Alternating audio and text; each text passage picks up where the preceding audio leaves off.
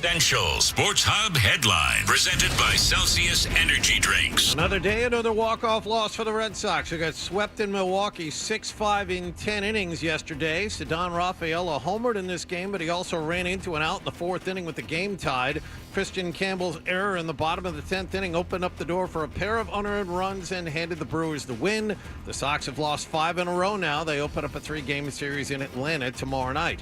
Patriots went through another session of OTAs yesterday in Foxborough, and Stephon Diggs was front and center, even though he wasn't on the field at all. A viral video of him on a boat surfaced from 2 days ago where he appeared to be holding an unidentified pink powder. Head coach Mike Vrabel, while admitting he's seen the video, sidestepped the issue yesterday. The message will be the same for all our players, that we're trying to make great decisions, and any conversations that I've had with Stephon will remain between him and I and the club. Diggs, Mac Hollins, Carlton Davis, offensive lineman Caden Wallace, and Austin Hooper were all missing yesterday. Former Patriots offensive lineman David Andrews will hold his retirement press conference on Monday in Foxborough. Reports out of Canada yesterday indicated that current LA Kings minor league head coach Marco Sturm still has another visit planned with the Bruins. It's possible he'll be offered the job here, but it might not be a done deal yet. Florida beat Carolina 5-3. They win the NHL's Eastern Conference Finals in 5 games. Mass Live reported yesterday the LA Clippers are expected to show interest in a trade for Celtics guard Drew Holiday this summer. And at the NBA playoffs, Oklahoma City was never challenged last night. They eliminated Minnesota in 5 games, 124-94 to win the Western Conference for the first time in 13 years. They'll play the winner of Indiana and the Knicks in the finals. The Pacers lead it 3-1, heading into Game 5 at Madison Square Garden tonight. Sports Hub headlines are proudly brought to you by Catches Law. At Catches, they specialize in helping those who have been injured not only from a one-time incident, but from a lifetime of hard work and labor. Does this sound like you? Visit CatchesLaw.com. I'm John Wallach on Boston's Home for Sports, 98.5 The Sports Hub. Your next update at 6:30. Listen to it, laugh at it, get mad at it, agree with it, argue about it. It is Boston Sports. Boston Sports. And it is all we do. 98.5 The Sports Hub. Ladies and gentlemen, I need all of you to stop what you're doing and listen. Toucher. When has that been necessary to fact check? And Hardy. I am not known as Mr. Fun. On 98.5. Hey there. Sarge GPT going up. Let me hear you say, "Bo, bo, bo." Crush me, mommy. Say my name. I'm a robot. I'm the son of the Pope. I'm a goddamn dragon! Yeah, good luck, dude. Nothing like a good tushy. I love you. And I think you know that. Excuse me? Toucher and Hardy. Watch Daddy and Uncle Freddie. Knocking back some fat and having some fun. On 98.5 The Sports Hub. Let's go. They had 6-year players, and it's going to be hard to do. And he mentioned Auburn and Florida. Well, did you remember that, what is it, Johnny Broom? Janai Broom. Yes. Janai Broom. Yes. His standing vertical at the NBA Combine was 24.5 inches. He's 6'10", 240, okay? Oh, boy. Yep. There is a guy from the NFL Draft Combine that is a lineman who's 6'6", 464 pounds. Right. He was the heaviest player, I believe, ever at the Combine. His vertical was 25 inches. Great. Yeah. He had a higher vertical. Which is 6'6", 464 had a higher vertical than if that guy was obviously an All-American, right? Desmond Watson of Florida. Yeah. All right. But the what did you say? Janai Broom. Janai Broom. I saw him beat Michigan State. I don't remember, with his arm, but that's all I got. I don't think I'm going to have to know his name for the NBA. But that's pretty amazing. Yeah. That his standing vertical is less than the heaviest player ever in the draft. A guy who has talked about like how he's got to lose like 100 pounds to play in the NFL, or like at least like, a pretend 100 NFL pounds. Sometimes those guys, it's not exactly an accurate measurement of them. But holy moly. The difference between the NBA and college basketball is something else. Because that kid was really good and clutch and tough. Yeah, he was a Player of the Year candidate. Yeah, I mean, he was like number 2 to Cooper Flagg this year. and he's 6'10". Like, so it's not like he's a Wojo kid from Duke that's like this little guy that just happens to get through with grit. He's scrappy, pounds the floor on defense. Yeah, he's not that guy.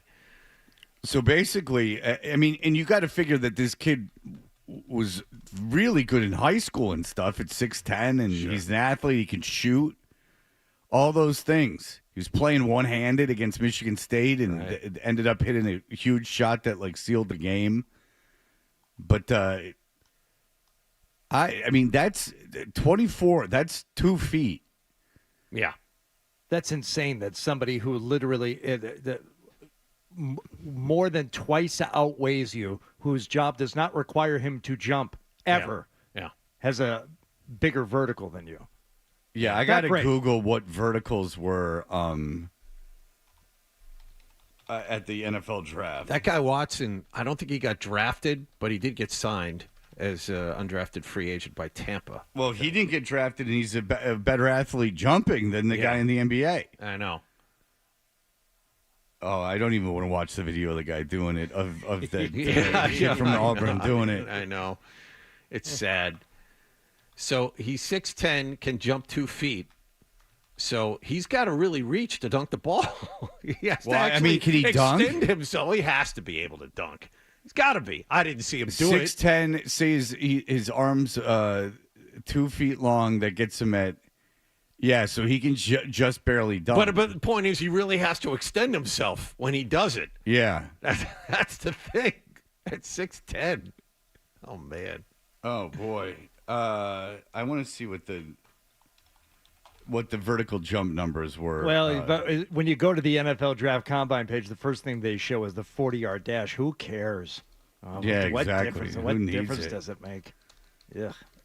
Okay, here we go. All right. I have. Oh, vertical. All right. Oh, you got it? Yeah, and it's broken down by position. That's fine. Oh, you want to start with the defensive end? Vertical jump. Well, a guy at the NFL Combine had a 43-inch vertical. 43. The guy from South Carolina. Okay, I'm offensive lineman. I'm really scrolling now. Oh, they don't. All right, I'll give you an example. I'm really down.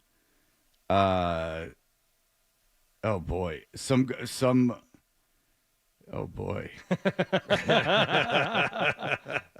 Yeah. No one had his Cam Jackson and an offensive tackle.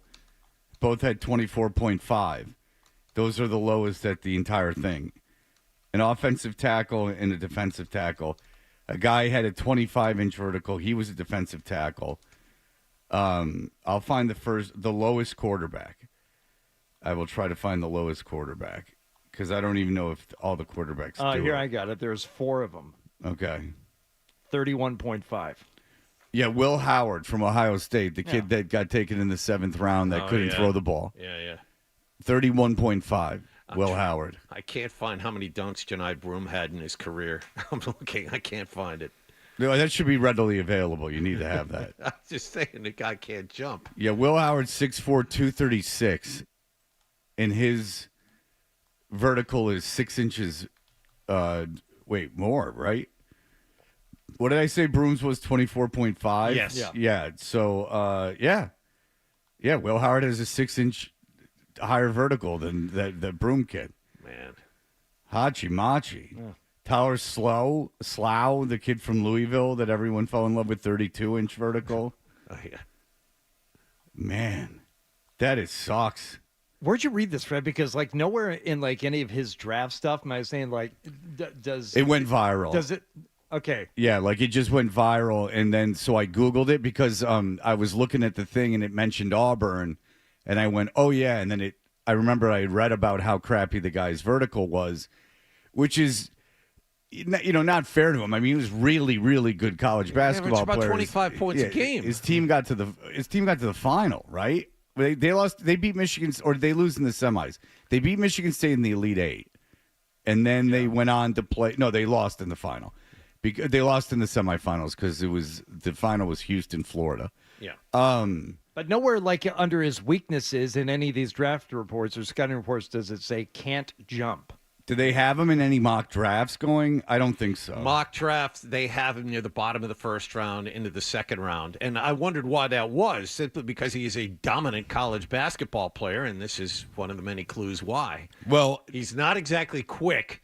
He can't jump, but he was very, very good. well, remember Luke Garza? Yes, I do. 2-time Big Ten Player of the Year, and we discussed, well, if he manhandles one of the best conferences in the country, why can't he be drafted high? And I forget who it was that was on, was saying, because he can't run. He's not quick. Well, Luke Garza, though, wasn't a first-round pick. So No. why would this kid be a first-round pick? Weaker draft? I don't know. It's a good question. As I said, I've seen him mocked anywhere from the mid-20s into the second round. Jalen Travis is an offensive tackle from Iowa State. He had a 35-inch vertical, 10.5 inches higher. And he is 6'8", 339. Holy moly. This kid's not going to get – this kid can't get drafted in the – there's no way he can get drafted in the first round, right? No. I don't think he will. Yeah, I can't imagine that's the case. Holy moly. Not good. Not good. Yeah, All I right. have him looking at a couple of mock drafts here that have him in the middle of the second round. Yeah, I'd take a flyer on him in the second round. Why not? But do you know that 60% of the people playing in the Eastern Conference Finals were G League guys? 60% of the guys. All this random information that I've read is coming up to me. 60% of the rosters for Indiana and the Knicks Had play no in all of the Eastern or I said Eastern in the NBA final NBA semifinals, Okay. like of the Of the four four teams rosters, of the okay. four rosters had played in the G League, had at least spent time in the G League. Now, Yeah, I guess I believe that. How many guys actually just go straight from the draft to the big team? right, or never like have to go down to the G League, like, you know, but Right. I mean, there's one guy that was on Golden State that was getting big minutes. He's this big white guy that was Quentin Post. never drafted. I think the BC kid you're talking about, Quentin Post. Okay, He spent a lot of time in the G League. okay, well, no, but this is a kid that was never drafted, that didn't make his varsity team in high school as a junior. Okay. So I don't know how it was. The kid from BC is a 7-footer, right? Yep. No, that's not this kid. Okay. This is a like a forward, and he didn't make his varsity team in high school as a junior. But you look at the current Celtics roster, and obviously you look, okay, like Tatum, Brown, Porzingis, fine. But if you're talking about the entire roster, once you get down there, yeah, that makes sense. About 60% of the rosters should have been G League guys. Yeah. Shireman, Walsh, Davis, and Craig. I'm guessing the guy that I'm thinking of is Taron Armstrong, Okay. who went to California Baptist.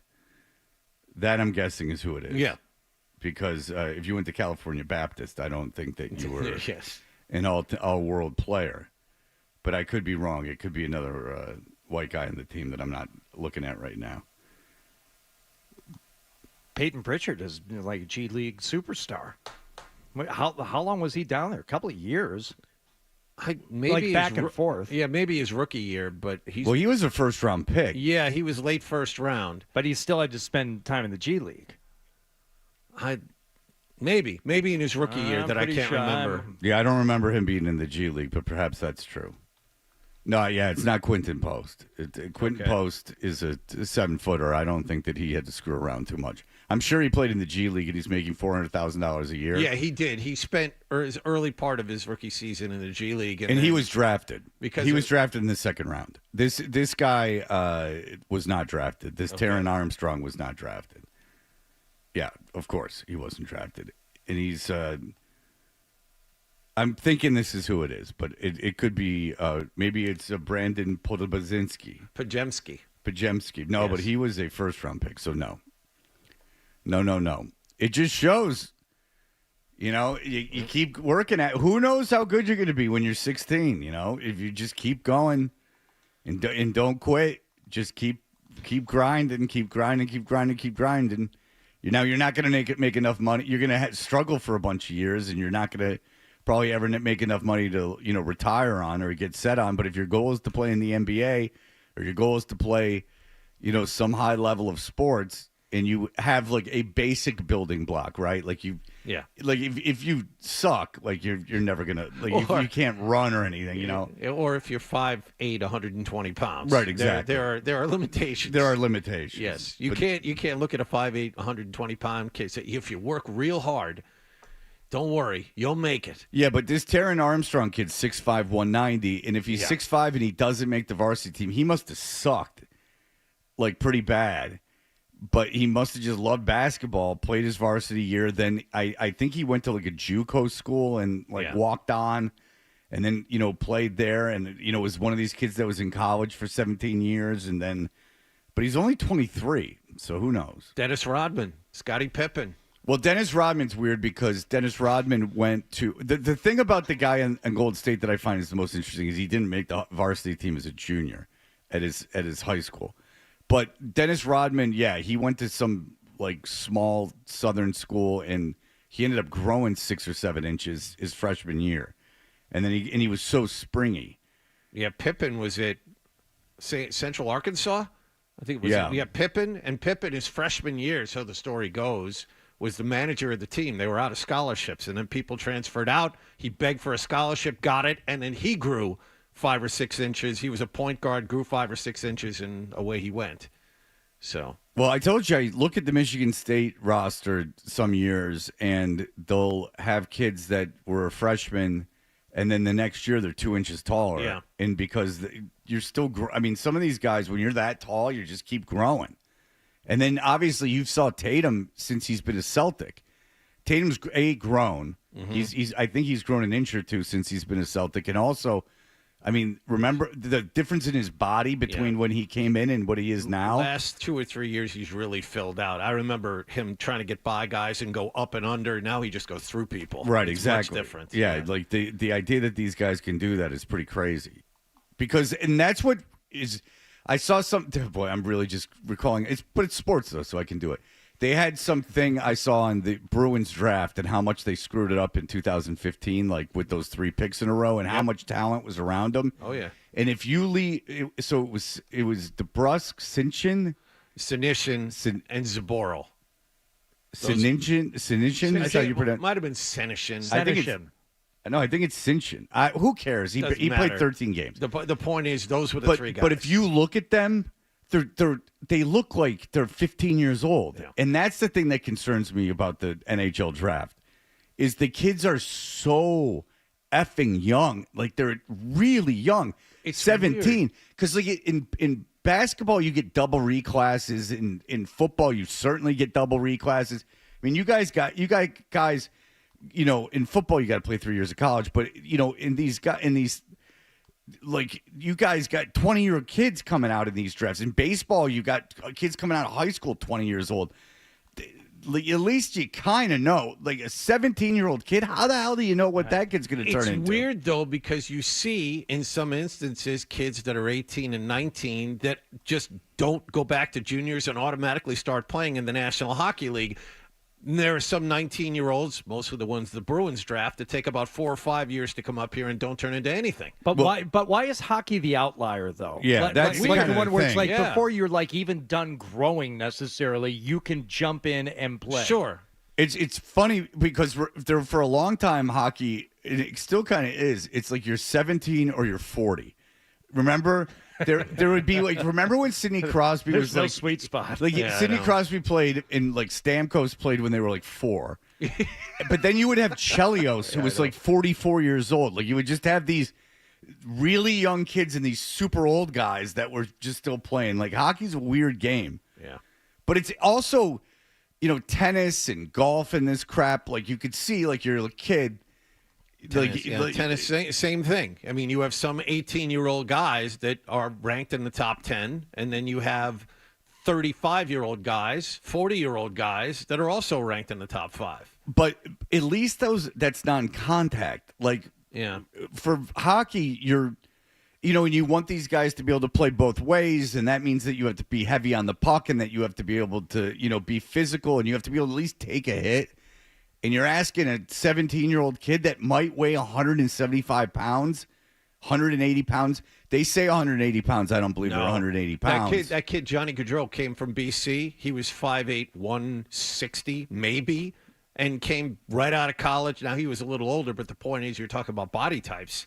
I mean, Gaudreau was tiny. Yeah, but I'm taking a 17-year-old kid. I mean, there's no way. You're still developing until you're 25 physically. You're taking a kid 8 years before he's fully developed. And I know that there's freaks, Connor McDavid's and the Sidney Crosbys and all these guys that come out and the Jack Hugheses and all this stuff that come out and they're little kids and you just see they're so highly skilled. I get that. But if I'm going through an entire draft of amateur players and they're all 17, 18 years old, because even the college kids seem to be like 19. Yeah. I don't know. It's weird. Very strange. And that's who the Bruins are going to wind up with next month. Yes. Bruins are going to wind up with a 17 or 18-year-old kid. Oh, they're all 17. Yeah. Like if you look at any of these mocks, they're all 17-year-old kids. Because even the kids you take that are in college, you take them before you take them while they're going into college. And then you wait 2 or 3. Yeah. Yeah, they're just developing. You're still used your pick on them. They're developing somewhere else. They're not coming to it doesn't. If you get a kid out of college in hockey, it doesn't change anything. You still drafted them at the age you drafted them at, and then you got to sit there and wait. Yeah, it's weird. It's very strange to me. You would think that. I wonder if some team would ever just go like, you know what? Like baseball made a huge change. Like they barely take prep baseball pitchers anymore. Baseball barely takes pitchers anymore. Prep kids, they're very, very hesitant to do that because who knows?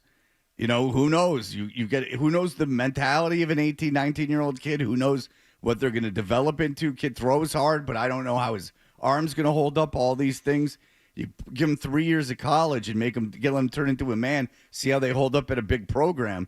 Then you're like, okay, now I'm confident that this guy can come in and help us because I don't want him sitting in the minors for 10 years. So it's interesting. Very interesting to me. All right, so look, and probably to no one else, but that was a very heavy sports. Lots of for the first segment of the show. Yeah, I'm not playing hurt, but I'm a little swimmy headed. I overslept today, and I jump right into like a heavy duty Freddie T sports discussion. Yeah, what I'm doing here is I'm letting you kick around the tires of my brain. Showing how I study the sport. Should we thank him? No. Okay. No, because that's just embarrassing. If you want to clap when we get off mic, that would be okay. Yeah. We'll let that happen. All right. Last night was a real cavalcade of good games. A lot of fun. If you like games, especially in basketball, that were over immediately. I know. Well, there was some drama with the Red Sox. Oh, Jesus Christ. Well, there's no drama like a May 28th game. You're going to lead with them, aren't you? Of course I am. Oh, God. All well, right. Listen, it's May 28th, and you're in extra innings. It's an exciting time. Yeah. Second night in a row. Right, against the powerhouse National League Central team. Jesus, God. All right, very good. We'll be back in just a moment. You're listening to Toucher and Hardy on the Sports Hub. This is Dale for Northeast Men's Health, where we've successfully treated thousands of men for low testosterone and helped them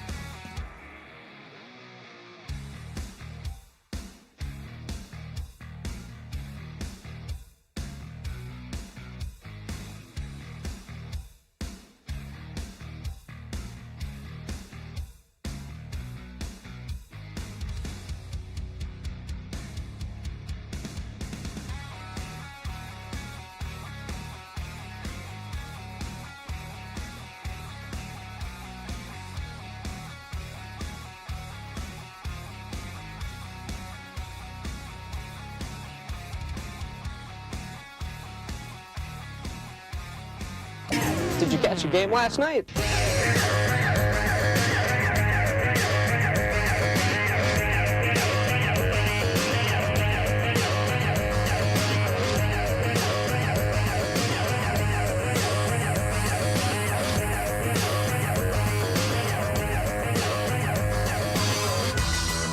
Hey, we're touching Hardy. Hardy, what's going on? Red Sox playing last night as their road trip continues. This was good stuff. I mean, this was, I mean, which highlight do you even start with here? Lined into right, a base hit. Frelick has it. They're going to hold the runner at third. Rafaela is caught in between second and third. He slides into third base. What, John? Okay, so Connor. Oh, no, this cucumber's turned into a pickle. Connor Wong on second base. A kerosene cucumber. And now they've got runners all over the place. Bowers will tag out Rafaela to get the second out of the inning. It's like a herpes outbreak.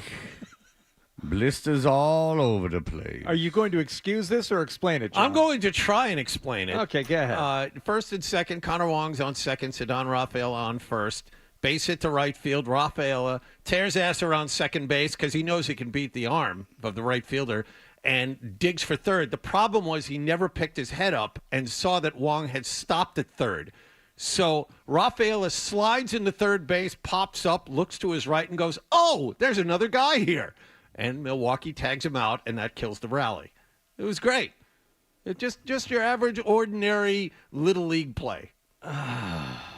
All right. It wasn't all bad. Wilyer Abreu homered in the seventh to make the game 4-4. And then in the ninth, Boston had a chance. Sogard is frozen. Sogard is frozen, I believe, is what he's getting ready to say there with the bases loaded in the ninth inning. Yeah. Runners in scoring position. That's good. Yeah, that would follow. They're real good at that.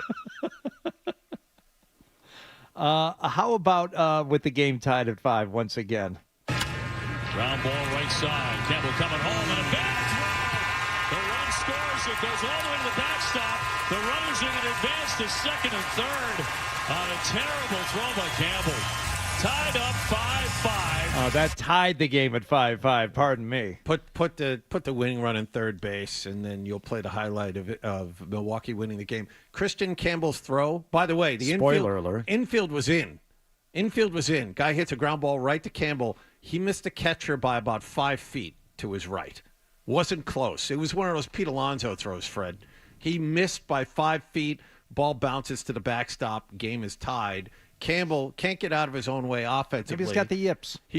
Perfect. That'd be perfect. That's just what you want to do. You want to ruin one of your better prospects. Well, you already ruined the end of the game, so you might as well listen to it anyway. 3-1 and a high fly ball center field. Sale getting under. Here comes the run.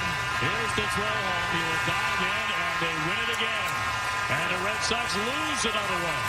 They have dropped 5 in a row in this awful stretch of baseball. Yeah, this team routinely makes dumb mistakes night after night after night. I also heard they're leading the league in blown saves. Yeah. Well, I mean, not Chapman, the setup. Yeah, his first Chapman's blown save was 2 nights ago. Yeah, Chapman's been fantastic. It's been the guys getting. I'm just giving you the information that they've blown saves. Yeah, I didn't say it had to be Chapman. I'm just saying that I believe it's something like it's in the double digits. Yeah, it's something different every night. Every night. By the way, the one highlight you didn't play was Jaron Duran dropping a line drive to set up a run. I didn't have early time in the game. I didn't have time to play all their mistakes. No. It's just these are the things that are happening, and it's happening every night. So I'm wondering. I know Alex Cora is everybody's favorite over there, but you got to place some of the blame on him. Yeah. And you have Marcelo Meyer, who's been in the majors for less than a week, hitting cleanup yesterday. You have Christian Campbell throwing balls away at second base. They're going to put him at first for at least one game this weekend. I mean, they're ruining this kid. You can see it. I mean, he can't play defensively. He can't get out of his own way offensively. They're having him hit cleanup, which he never did in the minors. They're having Marcelo Meyer hit cleanup. He just got called up. It's a big mess. And so I would think, and Fred, feel free to disagree, when you call a kid up from the minor leagues, you want to give him a routine. You want him to kind of settle in. Campbell's played center. He's played left. He's played second. They're going to play him at first base this weekend. His average is now in the low 200s after a great start in April.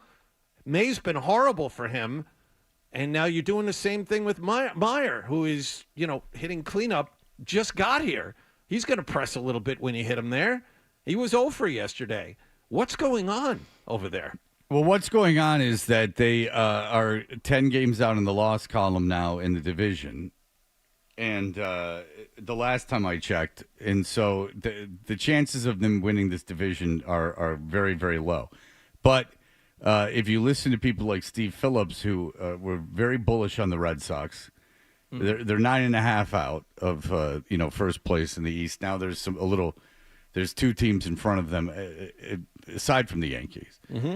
But powerhouses such as Tampa Bay. But Steve Phillips, who was very, very, very bullish on taking the under for wins for the Tigers, which they may surpass by the end of next month. He sticks to his guns, and he still believes. He doesn't believe in Seattle. He doesn't believe in the AL Central, and he doesn't believe in Toronto. So he believes that look out wild card. Now he even will tell you that there's no way that the Red Sox are winning the East. That's not going to happen. They're 9.5 games out. The chances of this happening are very, very, very slim. But he is very bullish that they will be a wild card team because of the immense talent on this roster, according to him. Immense talent? He says immense talent. Immense talent. Steve Phillips is a big, big fan of sticking to his guns. He will not move. Going into the season, he absolutely hated the Tigers. This is just the AL. He hated Seattle. He's sticking with these things. He concedes that the Tigers will probably make the playoffs. Oh, good. He concedes that. They're 37-20. He thinks that there's a chance that they might make the playoffs. Maz was breaking this down pretty succinctly the other day and talking about Alex Cora and his role in this. And there did seem to be a bit of a shift in not his focus. It has nothing to do with him going to his daughter's graduation. It has nothing everything like that. to do with that. But there does seem to be now whether he is better at managing an all-veteran squad versus the younger squad that he had here a few years ago. But you've got a mix now, and you've got a chance to do something, and he just doesn't seem as intense or as engaged. And while he may not be the biggest problem on the team, it does seem to be a problem when you are moving guys around, like you said, John, with Campbell, and when you have issues with Devers and just discontent on the team. If you don't talk about the manager, then you're not really talking about it. But here's the thing about Cora. He's never going to get fired because they just extended him. So I wouldn't worry about him. If there's any Vegas odds of him getting fired, take the no. There's no way he's getting fired, nor should he. They've really put a lot on his plate this year. I mean, you've given Cora this team, and it was supposed to be one. First of all, you started screwing him in spring. You want to talk about, regardless of what you think of what Devers did, if you want to talk about a guy getting screwed, is you start with him in spring training, and he doesn't build the roster. They build the roster. You give him this roster. Bayo can't pitch. You got a situation with Devers. Then your first baseman gets hurt, who was struggling anyway. Then you're asking him move more players around, and then you're taking kids from the minors and putting them up and playing them in positions that they don't play. It's impossible. I mean, I don't really know what he's supposed to do.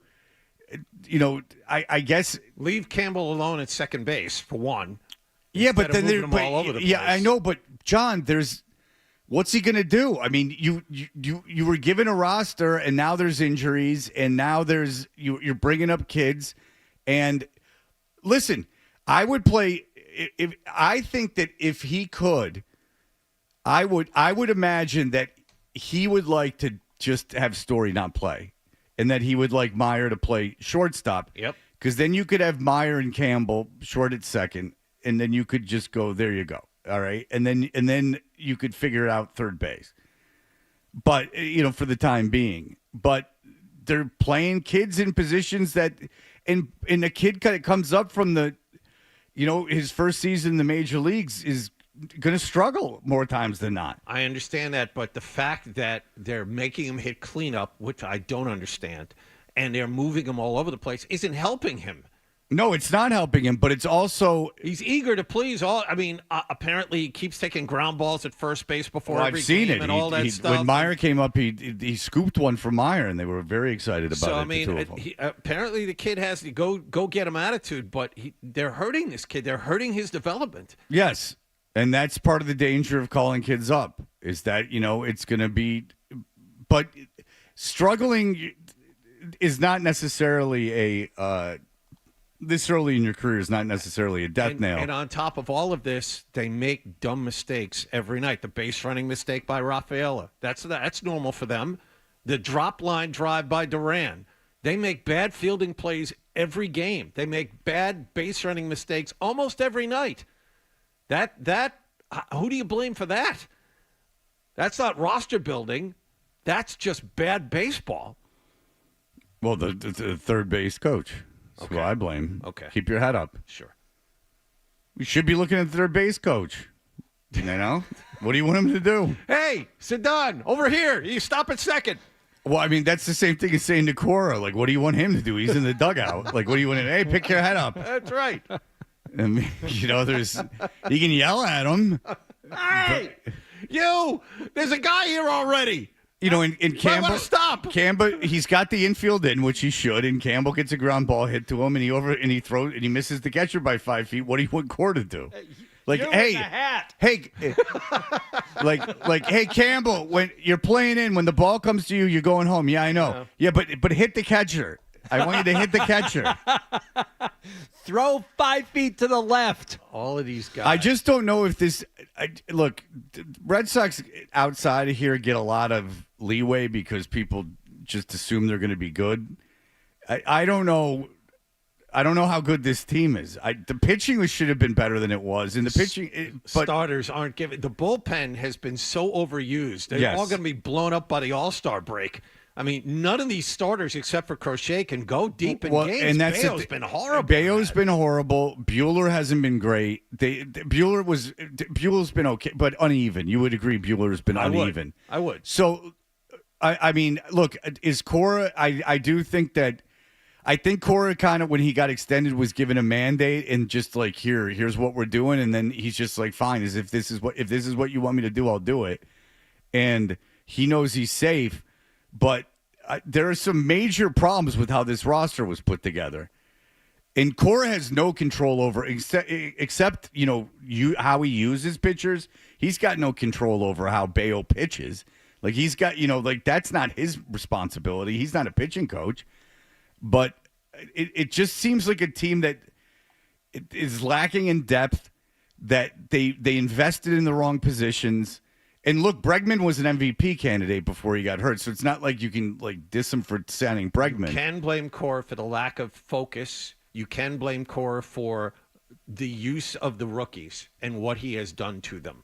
Not all of that is injury related. Moving Campbell to center, to left, to second, moving him over to first is injury related. But to have him play multiple positions while he's struggling at the plate like this. But do you think it's his decision to move Campbell up? Do you think that he's give me Kristen, hit him clean up? No. Do you think it's his decision to bring Campbell to the major league team? No, it's not. Yeah, so you're kind of handed these kids. It's just a weird situation. You were given a team that was supposed to win, and now you got a bunch of kids that have never played in the major leagues before, and your pitching staff sucks. So that's kind of the lineup isn't much better. No. Well, yeah, but John, we just went over that. No, I know. I'm just adding on. This is not what the lineup was supposed to be. I look, is Cora doing a great job as a manager? He's going to win Manager of the Year? No. But he's not getting fired, and I just think... Look, you bring in a new manager. Nothing's going to change with this team. They're going to be 27 and 31. Look, man, there's sometimes that managers do great things and they get a team believing in themselves and all this stuff, but it's hard when there's new pieces coming in every day. I just think that Cora's been giving a very unenviable task. Hey, they're much needed and much deserved day off for the Red Sox. They'll start a 3-game set in Atlanta tomorrow. Can't wait. And all right, I got to read this, and then we'll get a break. What happened last night is brought to you by Leonard Hair Transplant Associates, where your hair doesn't have to be a game of what happens to change your lettuce and change your life with Dr. Matthew Lepresti at 1-800-GET-HAIR. Sports Hub headlines presented by Celsius Energy Red Drinks. Sox have lost a season-high 5 straight games. They came up short again in Milwaukee yesterday, 6-5 in 10 innings. They have tonight off. They'll visit Atlanta tomorrow night. Patriots are missing Stephon Diggs, Mac Hollins, Carlton Davis, Caden Wallace, and Austin.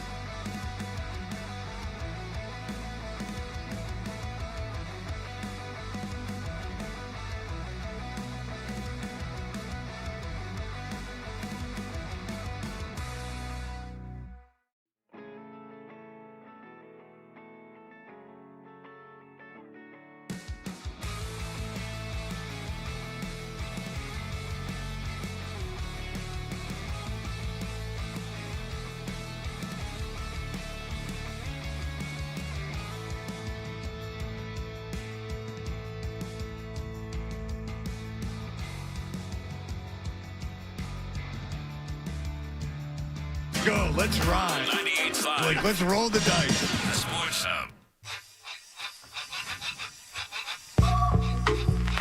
Hey, we're Toucher and Hardy. Hardy, what else happened last evening? NBA Western Conference Finals. The Oklahoma City Thunder with a chance to move on to the NBA Finals, but in order to do so, they're going to have to rely on some three-pointers, Fred.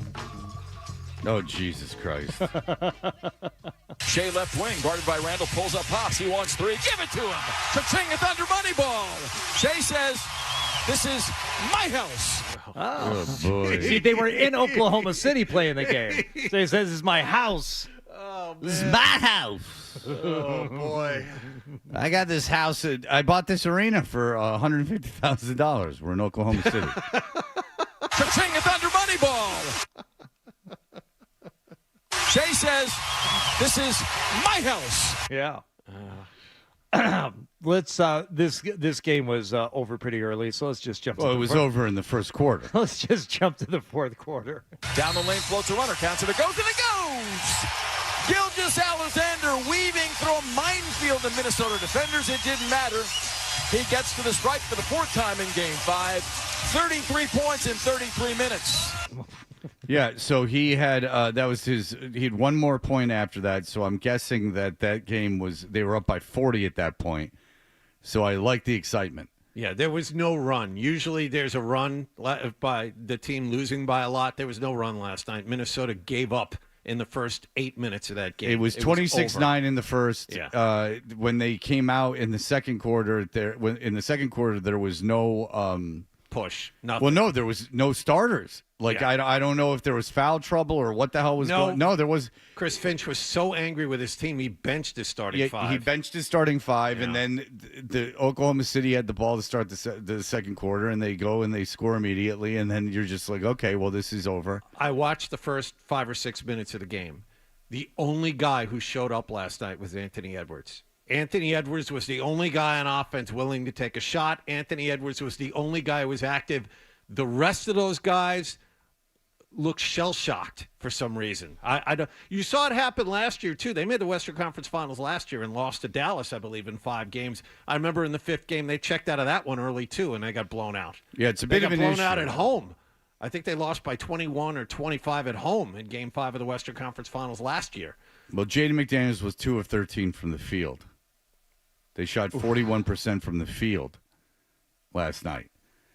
Oklahoma City, and you know, if Indiana wins tonight, you get a nice week off between games, because if Indiana wins tonight, the finals start on next Thursday. Yeah, there's no moving of the finals up. They have those days. Those are Yeah. They start Thursday, and it's going to be a lot of fun for the NBA when it's Indiana, Oklahoma City, and you have a week for everyone to lose complete interest.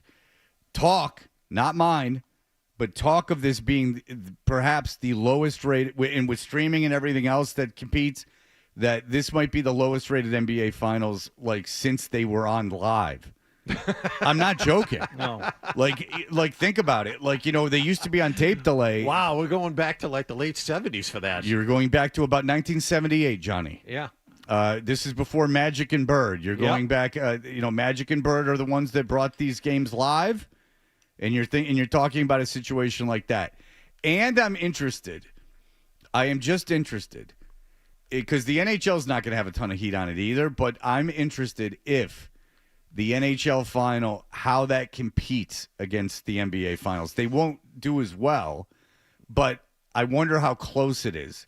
It's going to be closer than it's been ever. Well, imagine if you had like the Bruins in the final, because the Bruins are like a ratings juggernaut for the NHL. They really do well. Like if you look at the highest rated games, like nationally, they're generally the Bruins are in a lot of those. They just, I don't know why, they're just popular nationally.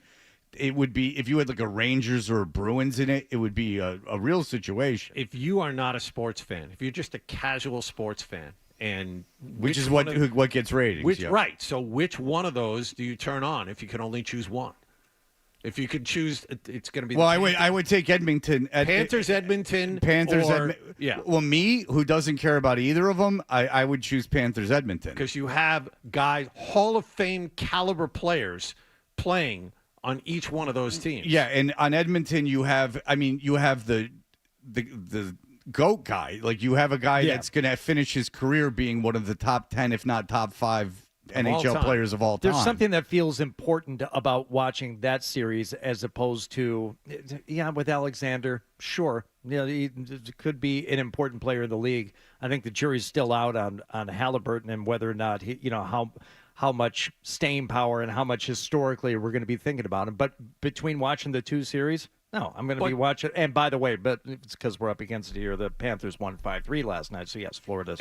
And I wonder if Edmonton gets a little bit of juice just because people that are super casual fans might just remember Edmonton from Gretzky. I don't know. Yeah. And for a really small Canadian town, I just wonder if there's a little bit. There's also, you can sell it as a rematch from last year, but Connor McDavid is fun to watch. Yeah. Shai Gilgeous-Alexander, while the best player on the planet this year, not fun to watch. Oh, John, no one's going to care. No one's going to care. If the Knicks somehow come in, the whole narrative changes because then there's less time between games. Then you have the Knicks in it. NBA would have been much better if Anthony Edwards had made the finals. Oh, this is a worst case scenario. Yeah. This is going in. This is a worst case scenario. This is worse than Cleveland. This is a worst case scenario. Indiana, Oklahoma City is you going to stay up till midnight watching these games? No, but I'm a basketball fan. No, I'm not. It could be fun watching New York lose and get kicked out of the postseason tonight at home. Oh, sure. I might watch that much of it, but for the finals, nah. Yeah. Embarrassing, those New York fans. Very embarrassing. They embarrassed themselves with that. Well, the whole thing was a circus before the last game. You had Pat McAfee calling out Ben Stiller and those guys like it's a effing wrestling promo. The whole thing's JV. Everyone's just very JV in this whole thing. All right, we'll be back in just a moment. Hardy's tired. He's an athlete. He was out late. We will talk about it. You're listening to Toucher and Hardy on the Sports Hub. You see a bunch of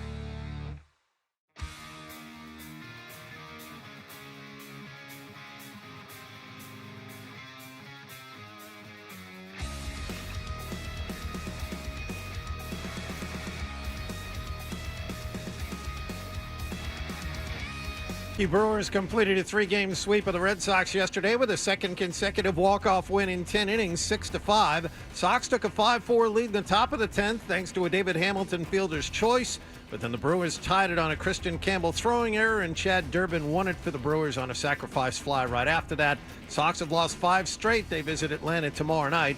As for the Patriots, they went through another voluntary organized team activity yesterday. Jabril Peppers was out there and happy to be participating after being acquitted in his assault and battery trial over the winter.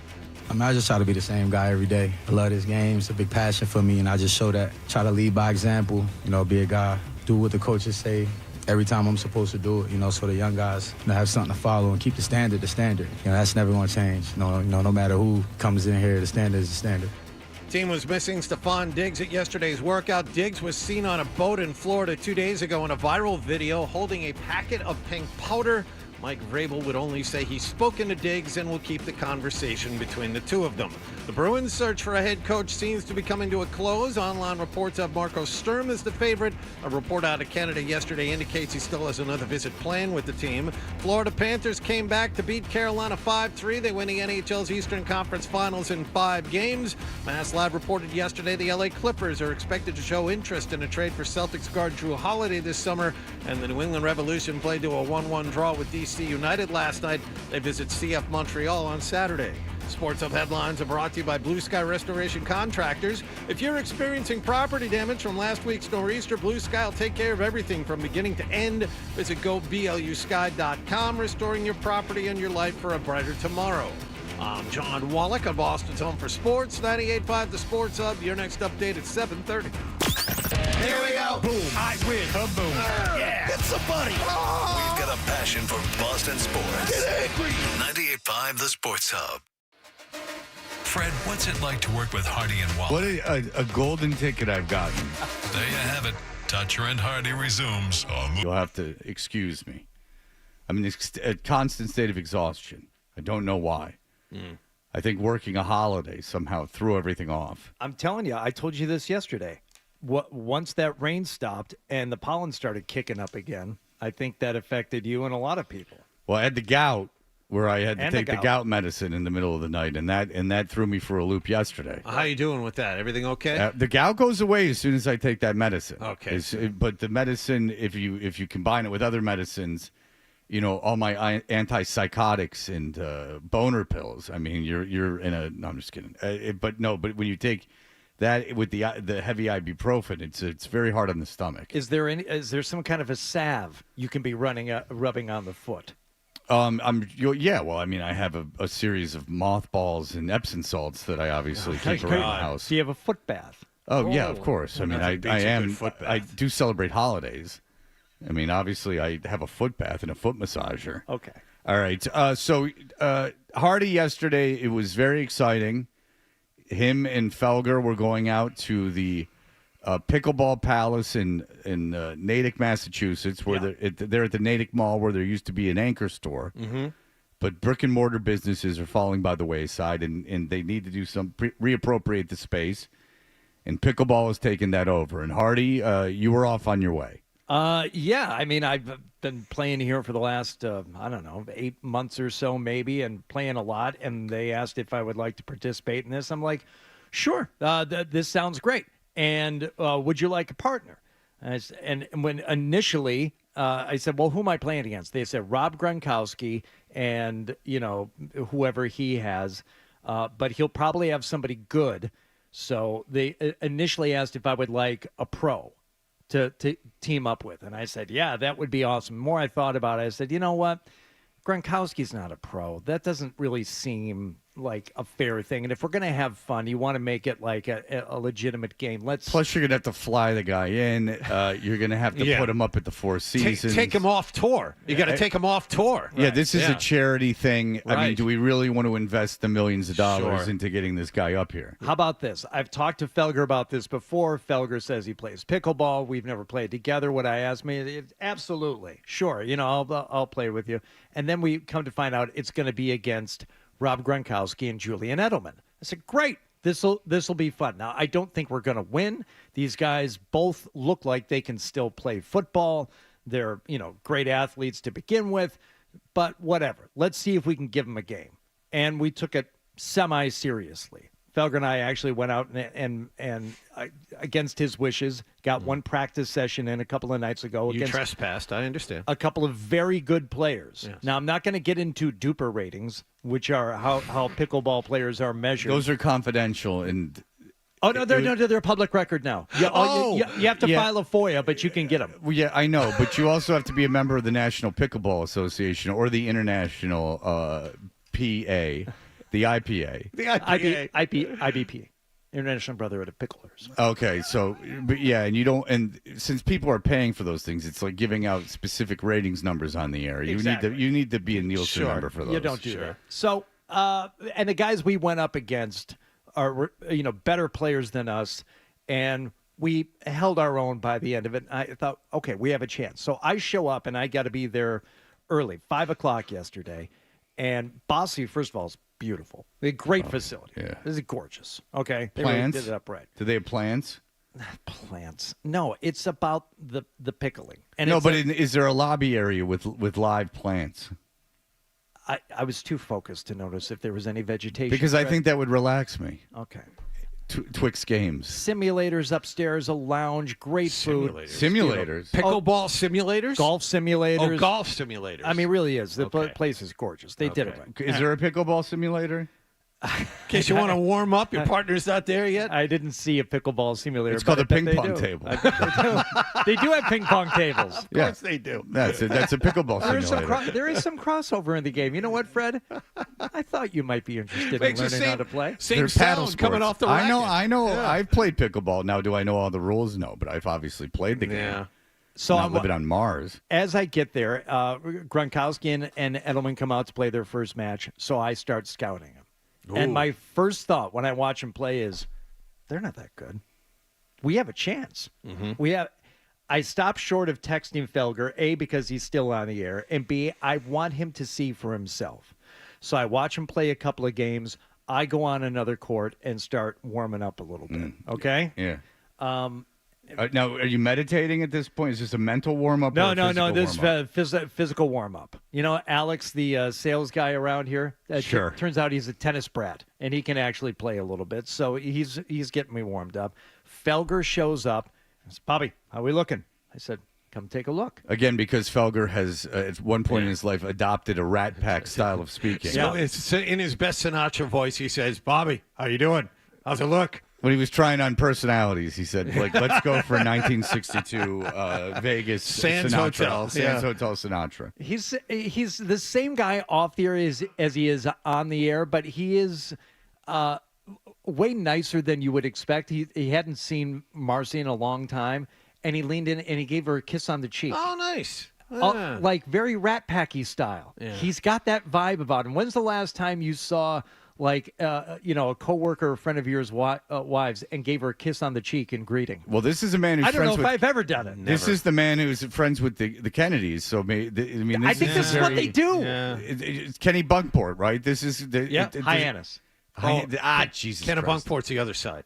Yeah, Side of the fence. it's the Hyannis. It's the Hyannis. Hello, is reaching in to give a little smooch. So Felger and I go over and we watch a little bit, and he has the same thing. He's like, not we're going to beat these guys, but we can give them a game. Oh, sure. We're absolutely. Then one of the pickleball pros from Bossy says, "You guys are playing today, huh?" He goes, "Yeah." He goes, "You want me to warm you up a little bit?" I'm like, "That'd be great." So we go over there and we're just doing a couple of little drills, couple of kitchen drills, working on some serves. We're feeling good about ourselves. All right, they call our team. You guys are up next. We walk over. So we're essentially on deck. Out there playing. Edelman not there. Like, where did Edelman go? It's Rob Gronkowski and Brian Hoyer. Those guys are getting absolutely pummeled by two women who can play. And these women are good, but I don't know what the final score was. Felt like it was like 11-3 or something like that. I mean, they absolutely dominated. I'm like, okay, well, we couldn't beat those women. But more and more, if we're going up against Gronkowski and Hoyer didn't, to me, look as good as Edelman. I'm like, oh, now we have a chance to win. Now I'm thinking we can actually win this thing. So you already have had your the event's had its big moment, the Billie Jean King moment where she takes on the man. Bobby Right. Riggs. The Bobby Riggs thing, and ends up taking that down. Same court for both sides. Now, though, this is the time, crowd right? going insane during that match? Unglued. Yeah. A lot of excitement. And look, Gronk knows what he's doing. He's playing to the crowd. He gets, a good shot against one of the women and, pulls his shirt back. That's a lot of fun. Does he spike anything? Well, you can only spike so much. And plus, he's tiptoeing into the kitchen a lot. Also, I want it on record, every single one of Gronkowski and Edelman's serves, illegal. They're not serving. They didn't do legally. kitchen drills like you did. Well, it's not about the kitchen drill. It's about actually keeping the ball in the right position when you serve. But they toss it up in the air and hit it like Oh, side. you can't do that. You can't do that. No, you got to do the underhanded. You Yes. got an underhanded spin. That's the way it And works. you know what's odd about that? It's just typical, allowing these athletes to get away with anything they want. But it Next doesn't thing, even they got matter. pink powder next to them. Their serves aren't nasty. I'm like, go ahead, do whatever you need to do to get it across the net. It's fine. After each match, Gronkowski, with whoever he's playing against, a lot of these teams raised a lot of money. Gronk Youth Foundation, Jimmy Fund, blah, blah, blah. Great cause. They go over, take pictures afterward, and then they come back on the court to face whoever's next. While we're waiting for Gronk, this guy goes, I'll warm you guys up a little bit more. Some dude. And Felger and I are on one side, and this dude is on the other side. And it's obvious this guy can play. And we joke with him, we're like, good thing we're not playing you. Ha, ha, ha. Gronkowski gets done with his photos, comes back over. We're like, okay, where's Hoyer? Where's Edelman? I see Ninkovich standing back there in street clothes. Put him in, He's not, well, take him on. Let's go. Oh, David Andrews is here. Come on, David. I like my chances against you. Let's go. The guy who is warming us up says, no, I'll just play with you. The guy that Rob, I believe, all along intended to play with against me and Felger is a guy by the name of Ryan Sherry, who, up until a couple of years ago, was ranked 5th in the world in pickleball. Yeah, I know that. He is currently, if you go on the Carvana PPA Tour website, ranked number 39. So let's just put it this way. It would be the equivalent of showing up and for a friendly golf match, me, you, Wallach, and instead of Wallach bringing along his buddy from Sassafras Trace, he brings along Max Homa. Adam Scott or Max Homa, one of these like mid-ranked, 50 or so guys in the world. I don't know why you're making fun of Max. Do you want one? Nah.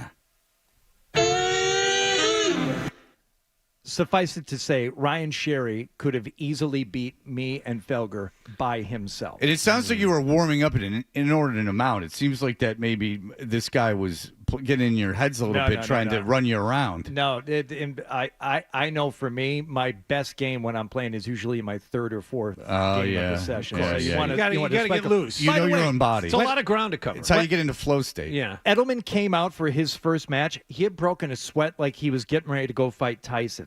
He had such a sweat built already when he played the first match of the night, like at 6 o'clock. It's like leaving Las Vegas when he goes to the bank. Yep. There was some talk by, let's just say, a former colleague of his as we were watching Edelman play. He's like, look at it. He shaves his legs. Look at this guy. Ninkovich. You think he's concerned? First guy. It was I thought of. Ninkovich that said that. Yeah. How did Rob look? Rob Did he dye his beard Is still? his beard even still though he's jet not black? doing TV? Didn't notice if he died. Oh, then he doesn't. No, because you would have noticed. It's startling. Yeah. It was great to see him and David Andrews. Gronkowski, who didn't even say hello before he started playing, he knew what he was doing.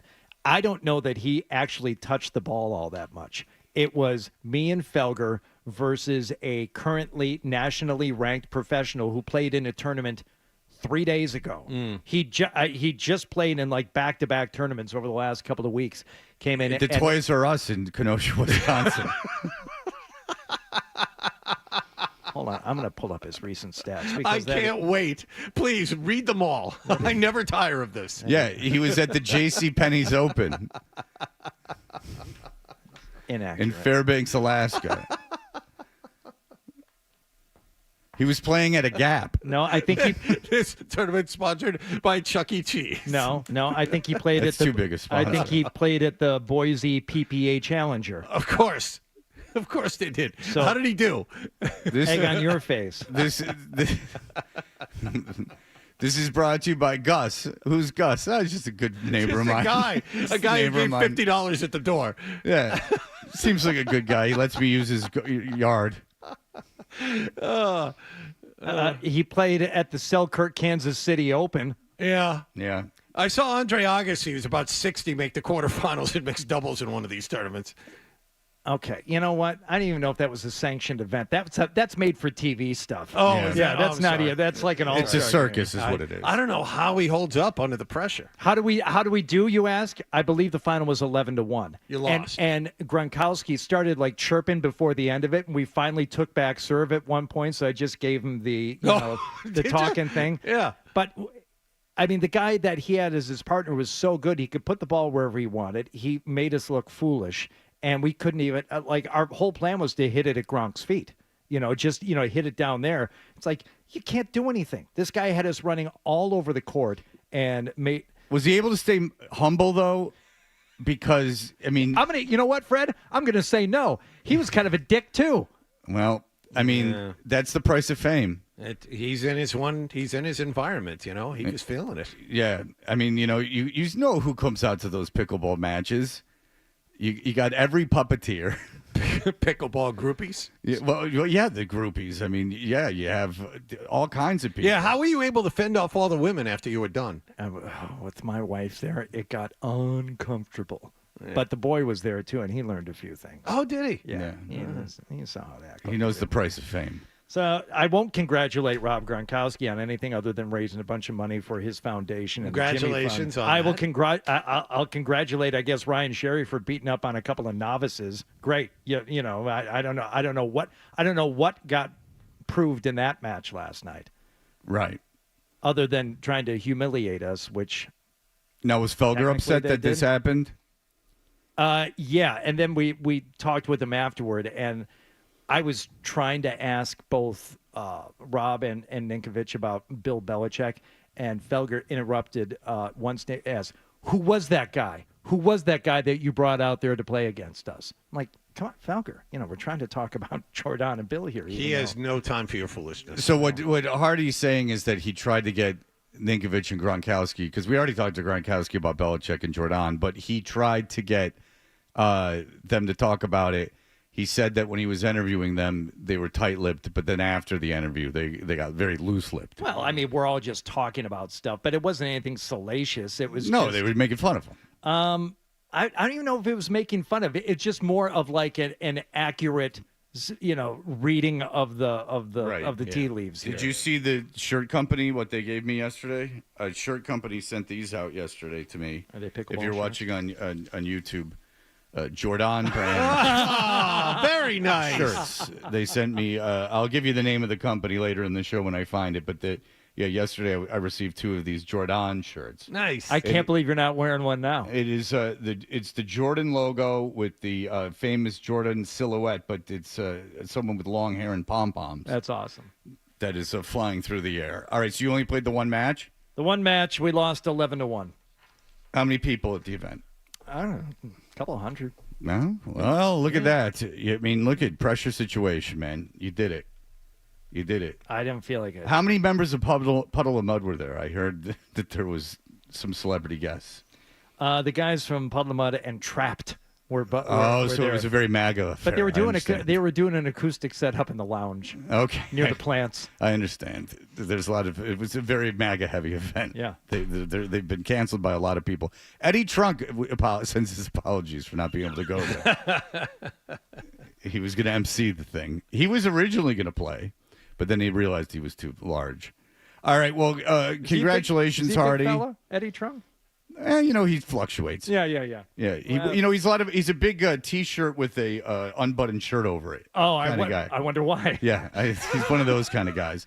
All right, well, Hardy, there you go. Congratulations. Thank you to everybody on who the event. donated. And I'm sorry you only got to play the one match. Yeah. I'm sure, but you sounded like you sure got to warm up a lot.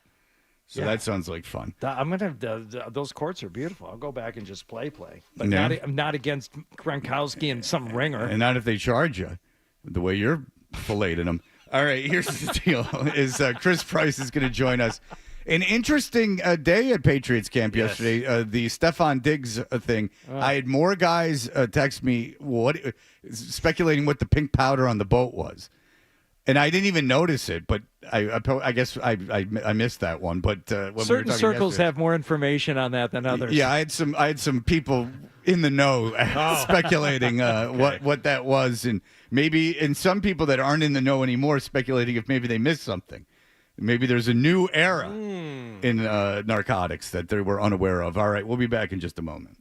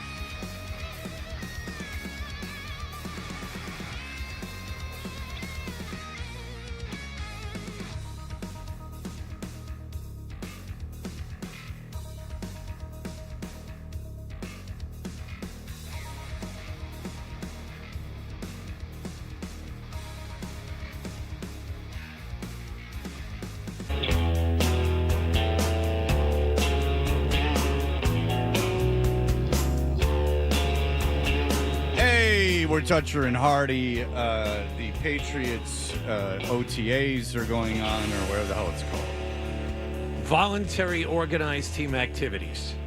Oh, so I was right. Yes. There you go.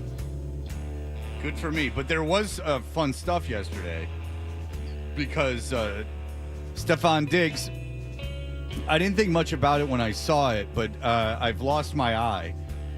He's dating Cardi B, which I knew. And I just thought, hey, this is cool. He's on a boat with like a bunch of girls, and Cardi B, I guess, was on it. So like, she's down, like, just put a bunch of hot chicks on this boat.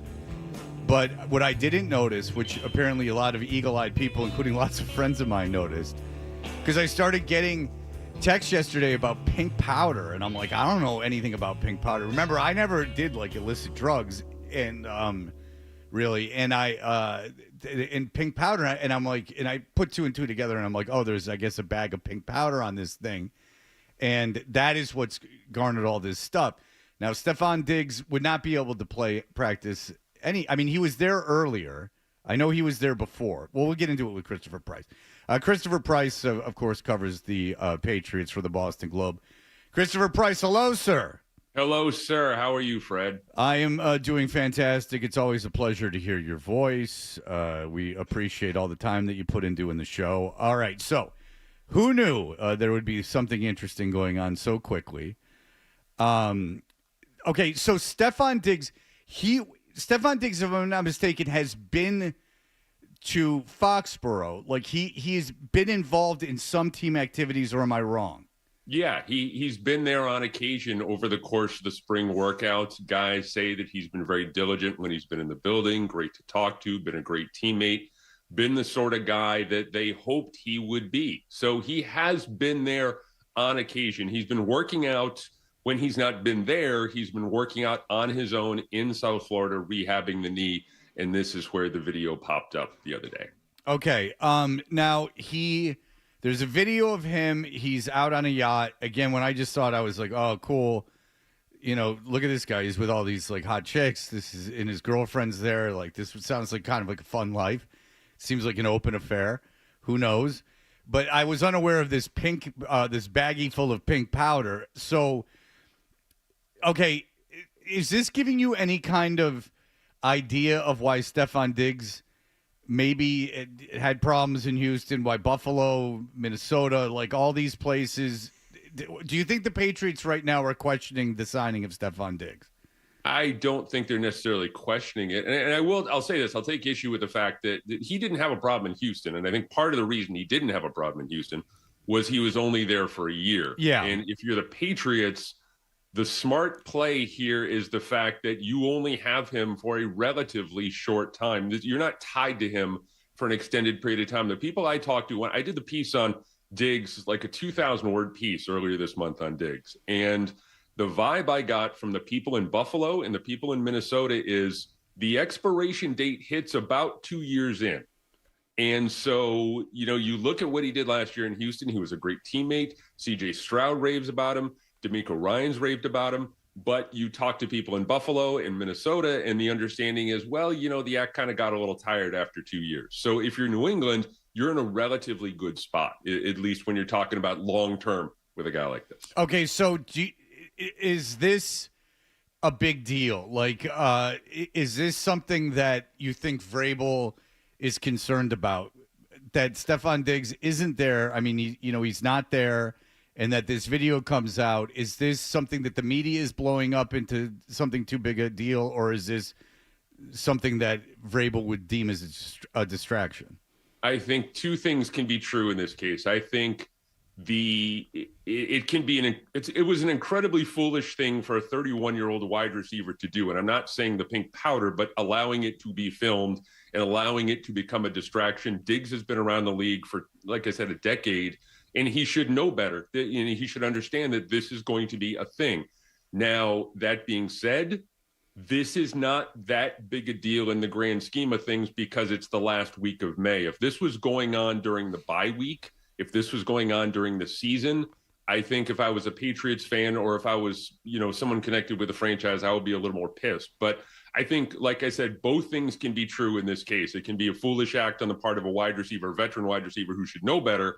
And it's also, it's May. So, I don't think, I think any sort of damage here is going to be mitigated in the long run, especially if he comes out week 1, has 9 catches for 110 yards and 2 touchdowns. This is all going to be forgotten. And plus, it's hurricane season in September. You can't really be out on a boat down there. But very dangerous. What's funny is that people are going like, why don't you tell everyone to put their phones down?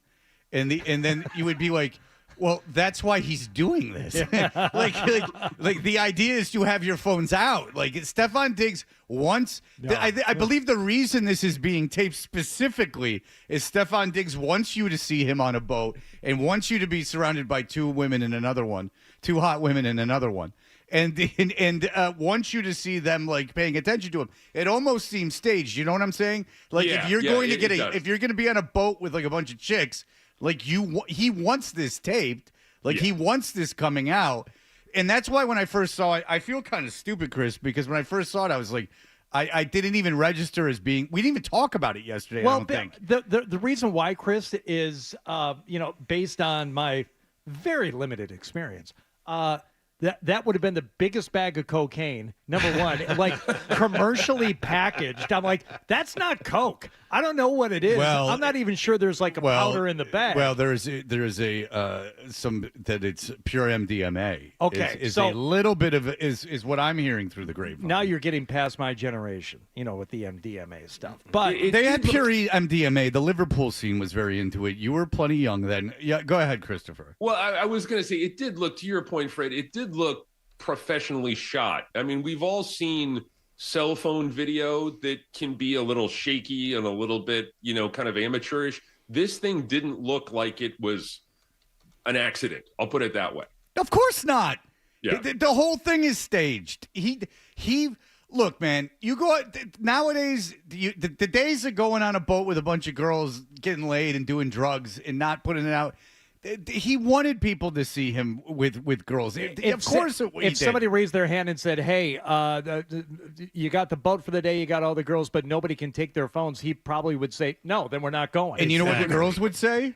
Well, no, we're not going. Yeah, nobody would go. They're all on the boat to be on the phone. How about this, Chris? The other thing too, Fred, that I think is interesting is that you check his Instagram, his personal Instagram account yesterday.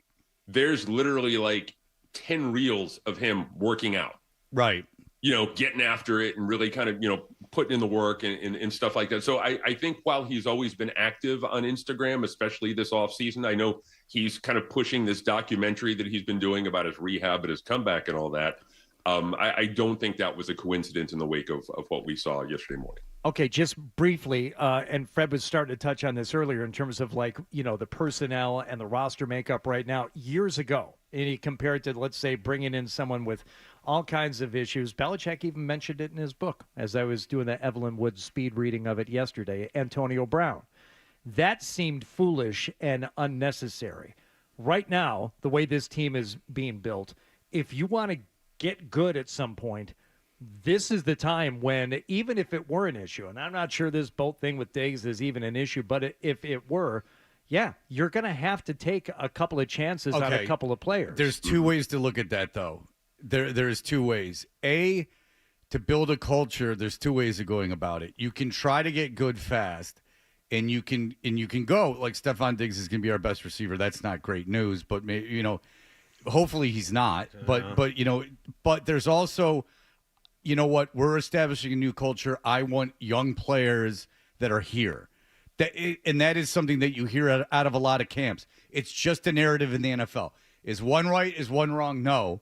But this notion is that you got to take this and you got to bring these guys in is not how some of these teams that are in the process of rebuilding are handling things. I just know it's not. No, it's not. Yeah, More than that. It is. Go ahead. It's going to be interesting to see how all this kind of shakes out moving forward because Vrabel, to your point earlier, Vrabel was pissed yesterday. Vrabel was clearly not happy with having to answer questions about this because he wants to kind of, have everyone on the same page moving forward. Some of this, I think, is going to fall on the shoulders of some of the veteran guys on this team that remain. I know, and I talked to someone in Buffalo about this. One of the reasons they believe they acquired a guy like Mac Hollins is to be a bit of a Diggs whisperer in cases like this, to be able to say, look, let's kind of tone it down. Let's kind of move in this direction. This is this is kind of the image we want to project. I also think a guy like Morgan Moses, a veteran who guys are already raving about, is going to play a major role in all this. So I think that, again, what I said before, both things can be true. It can be a foolish act on the part of Diggs, but it's May. And if he comes out and he has a tremendous start to the season, I think everyone forgets about this. I think if he doesn't, he knows he's given his critics more ammunition, and it puts him in a bad spot. Yeah, and I totally agree with you that it's May, and I totally agree with you on all this. There are coaches in organizations, though, now like pounding their chest going, we have full participation in these activities, in these voluntary activities. And there's writers writing about how wow, look at this, they got all these, every guy is there and everyone seems to buy in and look at the culture of this team. But you're right, Christopher, this is May, and none of this matters if you're winning in September and you're competing in September. The other thing too is if the next thing to look for is next month, the mandatory team workouts. If he is there, then again, I think that's another sign that all this is going to kind of, drift away a little bit. Right. It is an interesting collection of women around him, I will say that. But with the cameras, something for everyone. All beautiful. Chris, once you mentioned that he had posted all the workout reels yesterday, yes, there's reels of him working out. You know what you can see in almost every one of them? Additional camera people following him with the steady cams and getting like the low angled shots. I mean, none of this exists if it weren't for the camera. If you're him, you have to capitalize on your fame right now. I mean, everyone's going to be. He's, like I said, man, he's doing a whole documentary about the setback and the injury, and he's selling it to Crackle. Going to look like. The other thing too, and he brought a couple of the guys that he used to play with. He's about 2,000. He's about 2,000 yards short of the Hall of Fame, and he's aware of that. And he understands that, look, he can put a nice little capper on his career here in New England if he plays the right way, if he gets, like, again, another 2,000 yards or so. If he knows, look, he's not going to be riding on a duck boat down Boylston Street. I think he understands that, but I think he can play a really important role in the rebuilding of this franchise, and he's completely aware of that. Okay, well, the real question, Christopher, and it's the only thing that matters, is what's in that bag, because it's not even about Stephon Diggs anymore. It's just my needing to know what's in that bag. I don't even know if he did anything. No, I was just going to say none of the rest of it's controversial. The fact that he's hanging out on a boat, whatever, with women. It is kind of funny that all this is being taped for him to look cool. True, but I mean that is funny to me. He's doing nothing wrong, but you're right. No. All anyone cares about is that pink stuff. Well, just out of curiosity, this is not football to me, and not even Stephon Diggs. I just want to know what's doing with that pink powder, because I'm not lying to you, Christopher. I might have had 6 guys text me yesterday, 6 people, I should say, text me yesterday and go with their own theories, to the point where, and not in a group chat, to the point where I didn't even know at the beginning that what they were talking about. Well, Chris is a journalist. He'll know by when? Friday, you think? That's if not by Friday, that's the first question that we asked him in the the whatever it was. If we get a chance to talk to him when he's when they have the workouts next month. All right. Well, you have to be the Pablo Torre of this. You have to fly down to there. You got to find out. You got to get on the boat and walk around. You got to see if there's any granular things. I think left. that's only fair. I need to call my boss and take the next flight to South Florida. I think that's very fair. I think now is the time. You don't want to do it in the summer. I can tell you that. All right. Christopher Price, thank you, sir. We appreciate it. Take care, Fred. Talk to you soon. All right. Take it easy. There you go. Christopher Price from the Boston Globe. I'm not even convinced it's a powder. It might be something. It's crystals. Maybe it's bath salts. They love those in Florida. Yeah. So they start eating. Well, no one's faces got eaten off, which is usually seems to be what happens when people do bath salts. I got to know what's in that bag. What if it was like some kind of bait? It was just like you want to do some fishing? fishing. You want to go some fishing? I'll tell you what. I'll join you off on the other side of the deck. But I did think it was funny that when people were like, "Well, he should have told them to put their phones away." It's like, well, then why would he have done this? I know. He didn't do it for fun. He did it so people would see how cool he is. He's wearing a kerchief, for Christ's sakes. I mean, he's out on the sea wearing a scarf. He looks like Howdy Doody. Wait, he's not going swimming? No, it he's doesn't. on a boat in the water. Why would you go swimming? He's got it looks like a leather cap and a kerchief on. I don't know if he's going to be going swimming in that ensemble. All right. Well, listen, when we come back, there is an opportunity, I guess, for everyone that is out there now involving one of Boston's favorite places. And we have two guys that are throwing their hats in the ring. We will be back with that in just a moment. Here are the headlines.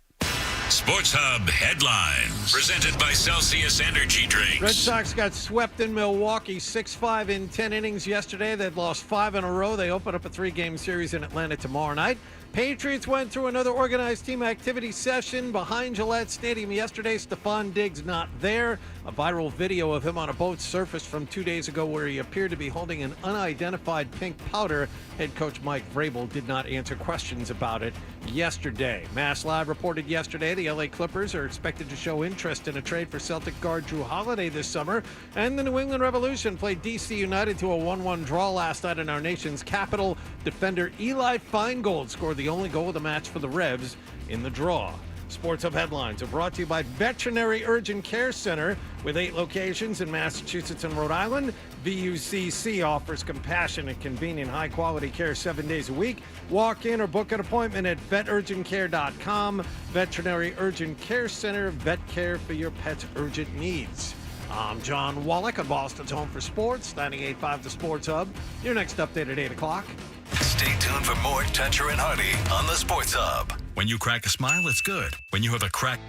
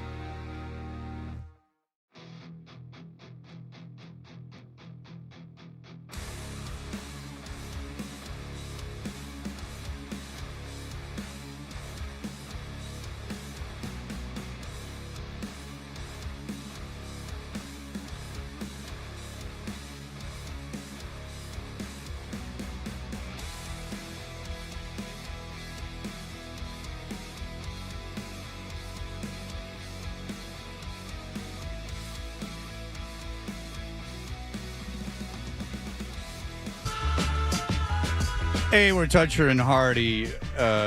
Stefan Diggs, even off air. Now I'm still getting texts from people, and Hardy and I are talking about it. Everyone wants to know what the pink stuff is in the bag. Matt, you know? I don't know, but an educated guess and based on personal experience, it just looks like a powdered THC drink. If you look up, go on Google and Google pink pain aid powdered THC. Same bag, same powder. Dude's just getting stoned. Have a good day. That's disappointing. Then why are they handing it around to each other if it's just THC? Boo. Man, it's got to be at least a class 1 narcotic, or I don't care about it. Some legal drug. Go ahead. I don't know who you are. Nick didn't put your name in, but you have a theory on the pink powder? Yeah, the new came around from Colombia. It's falling apart. It's called Tunsi, and it's pink cocaine. They say it's like ketamine, cocaine mixed. Sometimes they put Molly in it too. Okay, so so this is interesting. So it's a ketamine is like a disassociative. Obviously, cocaine is an amphetamine. So it's like a mixture of cocaine and ketamine. Yeah, it came out of Colombia. It's real big down in South America. It's been coming up now into the communities up here. So, yeah, you mean to tell me Miami's getting drugs from South America? Where? What's it called? Tusi. Tusi. Tusi is what the real name is, like what they say, but on the streets people call it Tusi. Okay. That's how it's said, yeah. TUSI is how you would spell it? Yes. It's a 2 and the letter C, but they call it 2C. Yeah. Okay. Oh, look at that. I like that better than this THC thing. I can tell you that much. I can tell you that much right now. That's what I like. Oh, boy, the phone's blowing up now. Everyone's excited. Yeah. I mean, let's not put this on the same level as the Belichick stuff. Let's not go crazy. I just want to know what's in the bag. I don't care if Stefan Diggs does it or doesn't do it. I just want to know what's in the bag. You know? Again, it's the commercially packaged look of the bag that makes me think it's not going to be as much fun as we think it is. Yeah, I'm leaning towards that first caller, the THC. Well, what'd you know? Well, yeah. Let's try. Square. I don't have the experience you guys do. That's very. Well, I don't have any experience in it. How dare you? I've admitted to my foibles, but I never did. I've never even done ecstasy. My point is, You I agree stupid with fool. Hardy. It's commercially packaged. Adam, get my lawyer on my attorney on. That was defamatory, if I'm not Speed mistaken. dialing right now. Thank you. Jeez. Goldstein and Claire, if you don't remember. I have the same. The Seattle-based attorneys that Sir Mix-a-Lot used in my posses on Broadway. Which partnership is it? Goldstein and Claire. Goldstein and Claire. You those obviously, guys are good. They represented SWAS. They represented these Sir Mix-a-Lot's posse. Right. This name just says Jimmy Norton, so I'm taking it. I don't even know what it is. Hello? Oh, he's on that drug. Oh, he's on Tusi. He's underwater. He's on Tusi. Have you looked up Tusi? Yeah. I mean, Tusi is pink powder, but you can't even really tell that it's powder. I mean, it could be a stick of Laffy Taffy, and all the kids on the boat are getting excited. Whoa. All right. Do you want to hear a text I just received on my personal phone? Yeah. Sure. Yeah, definitely MDMA or maybe meth. So not definitely MDMA. That's already your backpedaling. He's already hedging. It's like the fries at the place on Crystal Island. Cover it with salt or maybe not. You have to cover them with salt and vinegar. Or don't. They're delicious either way. Yeah, definitely MDA or maybe meth. Hard to tell. Pink meth is supposed to be pure, but that much would have had Southie tweaking like a flash mob. Yeah, and then he goes on to say things I can't say. All right. There's a problem with the phones. Oh, boy. I'm not getting them. They're getting all jammed up. They're probably all jammed up with Tusi calls. You know, these You Tusi can barely people. keep up with the calls. I'm dead serious. Like the phones are jammed up right now. Well, just know this isn't a matter of. You can see when we get phone calls, we're not prepared for them. They're not. Our system isn't used to it. Very seldom do we get phone calls. Never kicks in until right after 10 o'clock. Remember the good old days when scissor was the most exotic thing that you might get caught with? Even the Beebs was doing the scissor. Well, that was another thing that people made incredibly obvious is that they every time anyone had a styrofoam cup, they were telling you that they were drinking that stuff. I mean, Jesus Christ, Lil Wayne. I don't know if for 20 years he didn't have one of those. Like for real, didn't in his waking hours have a styrofoam cup in his hand. All right, well, we'll get back to this, but first we have to get to something very important. I talked to you about this duet situation. There's a duet situation going on at the Kowloon. They're looking for people. Yes. We will help sell that for them, but you'll have to give us a moment. We'll be right back. More Toucher and Hardy on the way on the.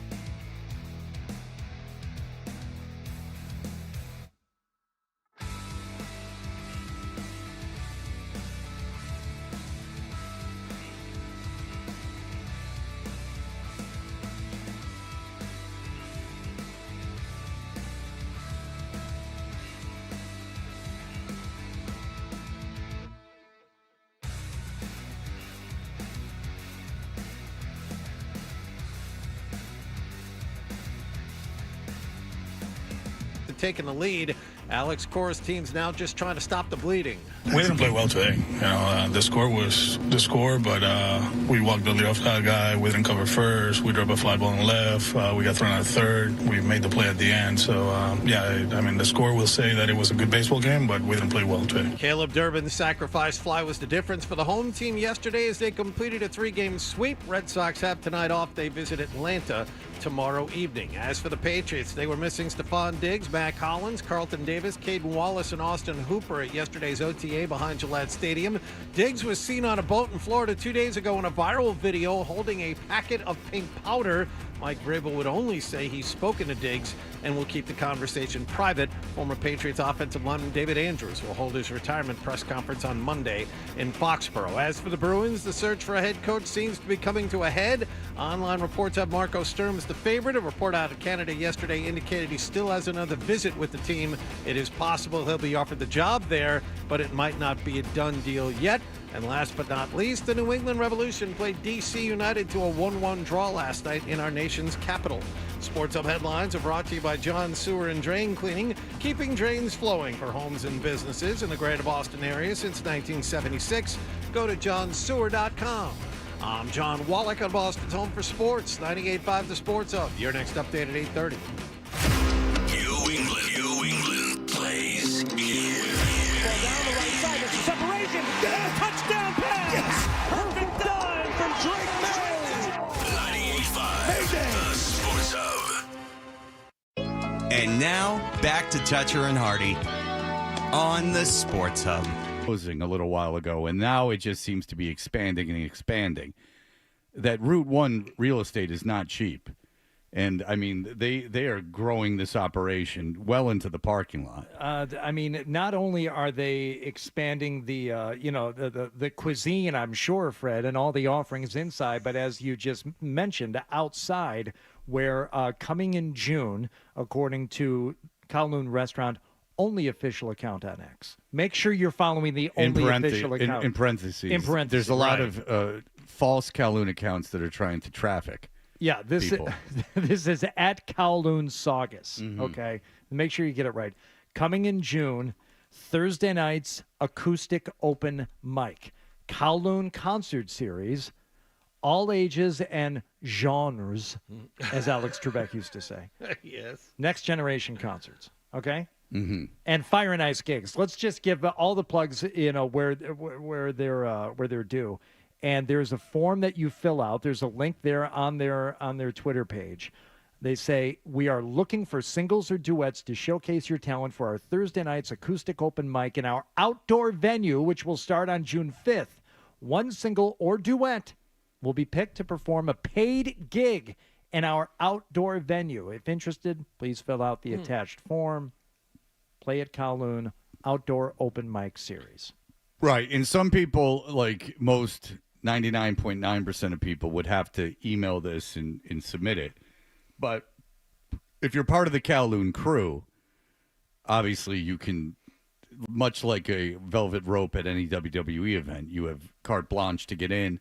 And when you talk about the Kowloon crew, in my opinion, you're talking about 5 people. You're talking about Joe Murray, Jared Carabas, Jay Stu, Sarge, and a man by the name of Andy Wong, who is the straw that stirs the drink, and a man that has generations of connections to wrestling. I'm not even sure Carabas is part of this. I think there's a core 4, and then Carabas kind of hangs out with them. He's the Joey Bishop. What do you know about it?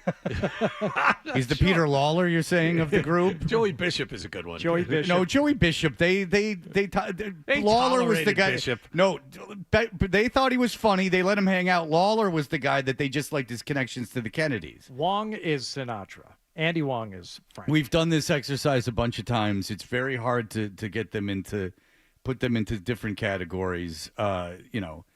A Peter Lawler, I would be like a you, John, if you really want to do it. Oh, boy. Yeah. You'd be some ancillary member. Just happy to be invited, Fred. Yeah, people wanted you around happy because to be here. Because of who you knew. Yeah, right. You're Ann Margaret, and just keep you around. She was really attractive in your younger years. Or Ann Margrock on a Flintstones that I might have pleasured myself to. So you say that maybe some of these guys who are part of the Kowloon crew might have the inside track of getting a spot on stage. But I say, Fred, these guys are trying to go about it the right way and submit a suitable, accurate, and legitimate audition.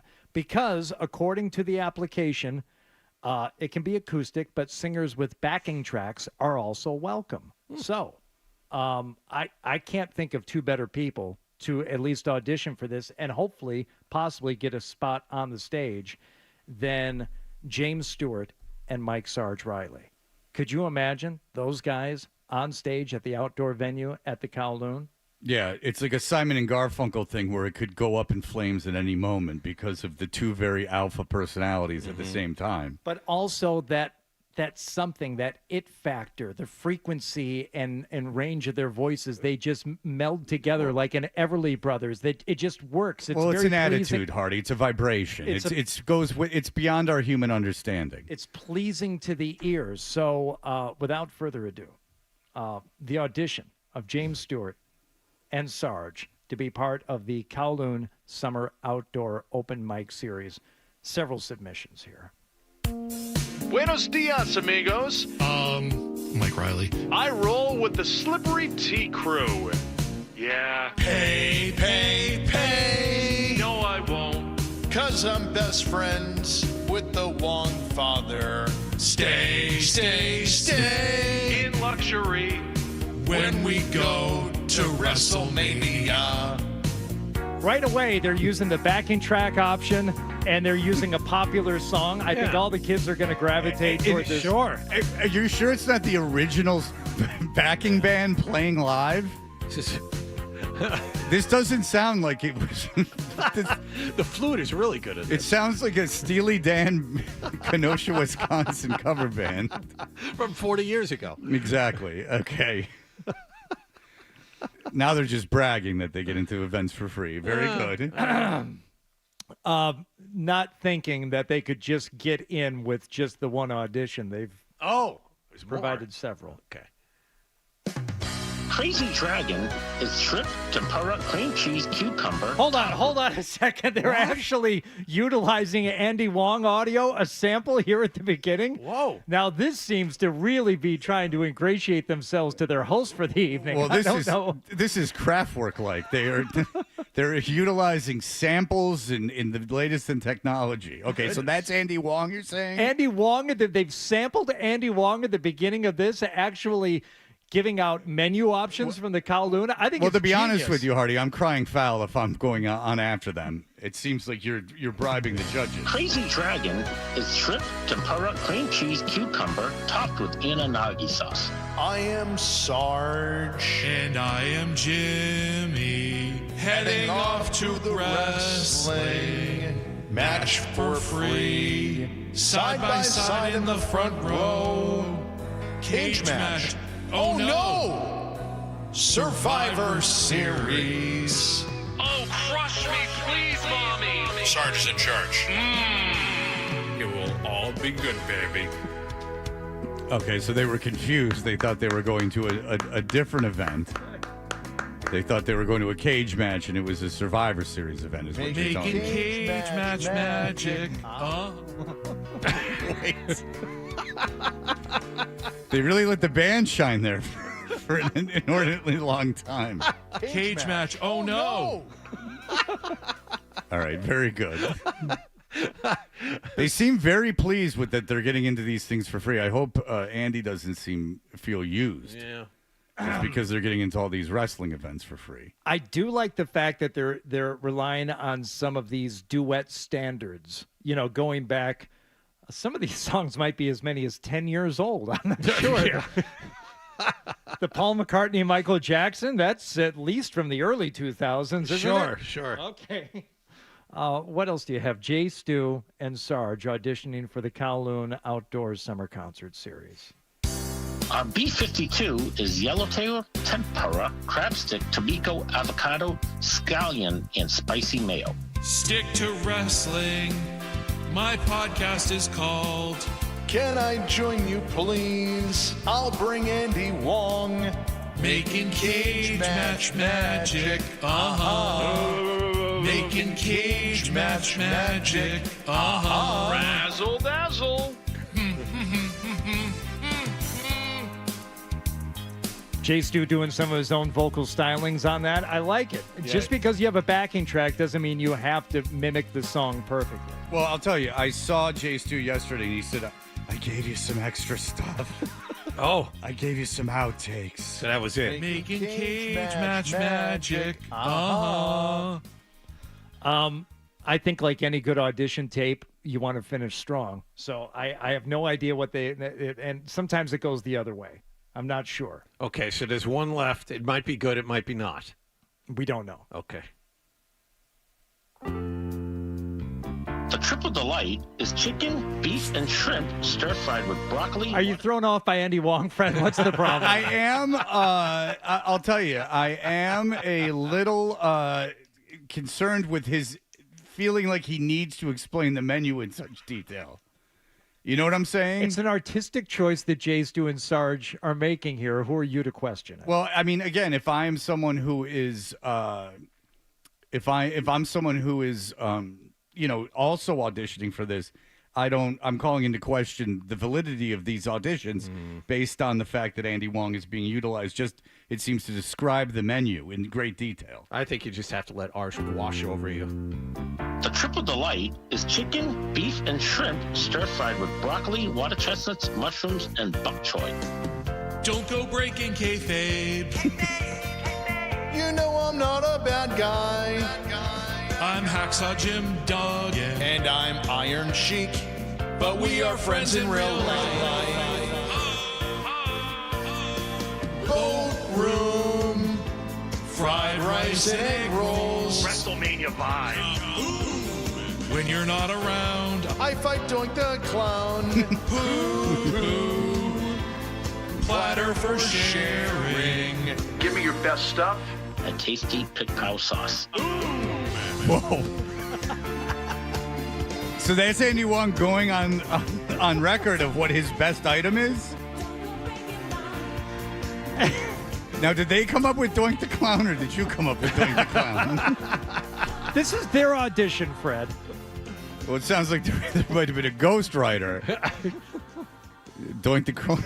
Okay. You know I'm not a bad guy. All right, let me just hear the last one more time so I can get into the right headspace with it. The triple delight is chicken, beef, and shrimp stir-fried with broccoli, water chestnuts, mushrooms, and bok choy. Don't go breaking kayfabe. You know I'm not a bad guy. I'm Hacksaw Jim Duggan. And I'm Iron Sheik. But we are friends in real life. Boat room. Fried rice and egg rolls. WrestleMania vibe. When you're not around, I fight Doink the Clown. Poo-poo. Platter for sharing. Give me your best stuff. A tasty Pickleball sauce. What's a pig pile sauce? Pig pile. Pig pile sauce. Pig pile sauce. I thought it was a pig pile sauce. No, pig pile. Which is John's fantasy. It's what John makes after his fantasy's over. He makes a pig pile rice and egg rolls. John got very excited. That's never been proven. Platter for sharing. And they didn't record that together, huh? They were, room. No, you can. The isolated tracks are going to be available on the Pet Sounds version. Yeah. Of the Jay Stu and Sarge audition. well, because you did create a wall of sound. Yeah. It was Don't very go breaking reminiscent of that. kayfabe. Okay. Well, thank you. I mean, if you want to audition, there are still opportunities available to you, but I think the paid gig has pretty much already been taken care Boat of. room. If you don't know, there's a boat room at the Kowloon. Cage match. Oh, no. And it's called the boat room because there's a big boat in it. You understand? And if you have a party large enough and you make reservations far enough in advance, you can sit on the boat. Pay. No, I won't. No, they don't Because have- I'm best friends with the Wong father. That is true. Well, Jimmy can get himself into these matches. We know he's very well connected. All right. Well, thank you, gentlemen. Thank you. You know I'm not a bad guy. Well, I know that, Sarge. Sarge is engaged. A woman is settling Sarge down. Good. Ho! It's not. Don't say that. That's wrong. Well, I didn't even put two and two together until you said it. Yeah. All right, look. And thank you to everyone that participated. Stefan Diggs. We have a lot of there's this pink powder on the boat. He is two attractive women with him and another lady, and they're handing around this pink bag of stuff. And I told you I didn't even notice it yesterday. We didn't really talk about the video on the air. I still don't think it's that big a deal, but the only thing I want to know is what's in that bag, because a lot of people have been speculating. We had a bunch of phone calls before. What drug would conceivably be pink? We've heard Tussy, which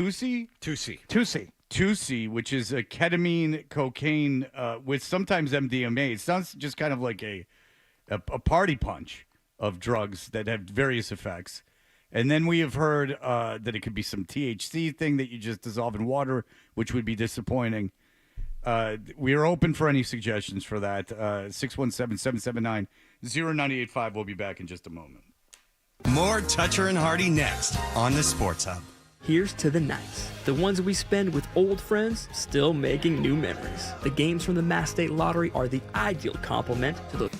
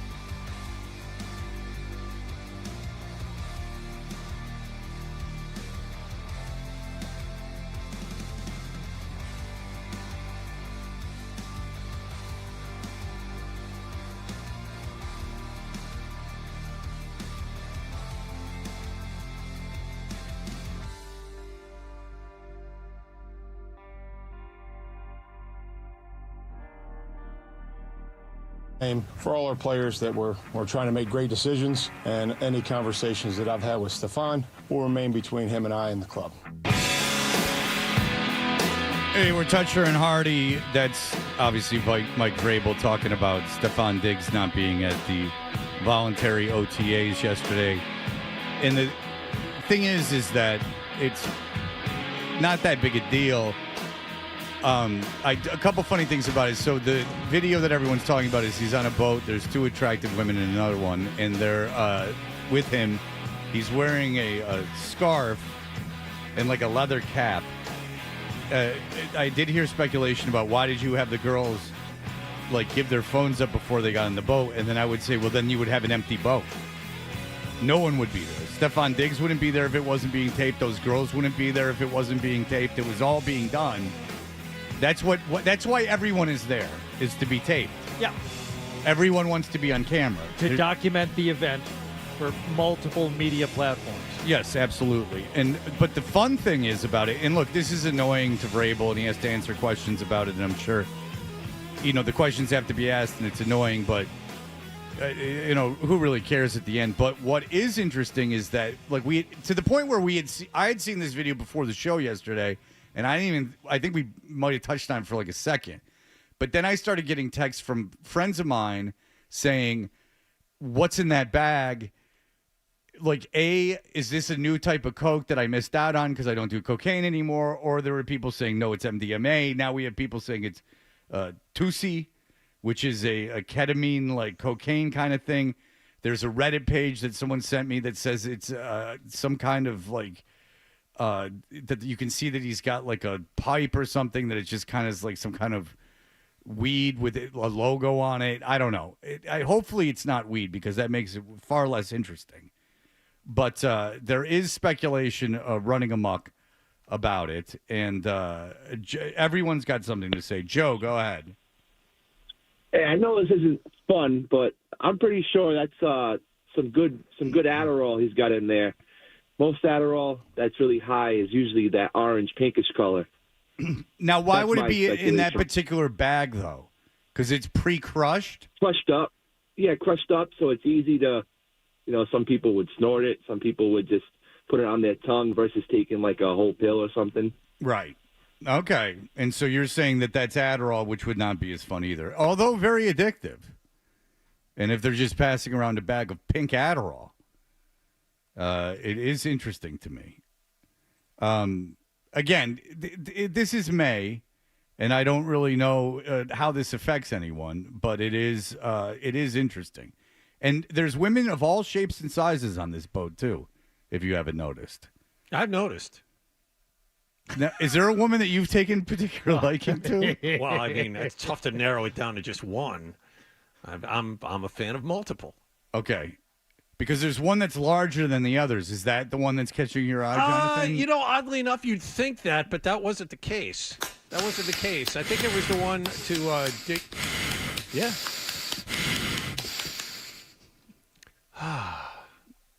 So there's one that's there's two that are conventionally attractive, and then there's one that is a larger woman. Yeah, no, it wasn't the larger one this time. Okay. It wasn't the larger one this time. Not that she crosses that line we've talked about, but not that one. Okay. No. But I'm a fan of the boat frolic. I'm a big fan of all of that. That's a good stuff. Nothing wrong with any of that, right up until the time he pulls out the pink stuff. Okay, because you have no, obviously, idea what's going on in the pink bag. No clue. Gary Tangway, who we had on the other day, has something to say about the situation. good. Go ahead, Gary. Hello, Gary. Breaking news. I'm going to end this controversy right now. It's what's in the baggie? The new plot of my next book. It's called The Receiver in the Bag. Now, what is in the bag?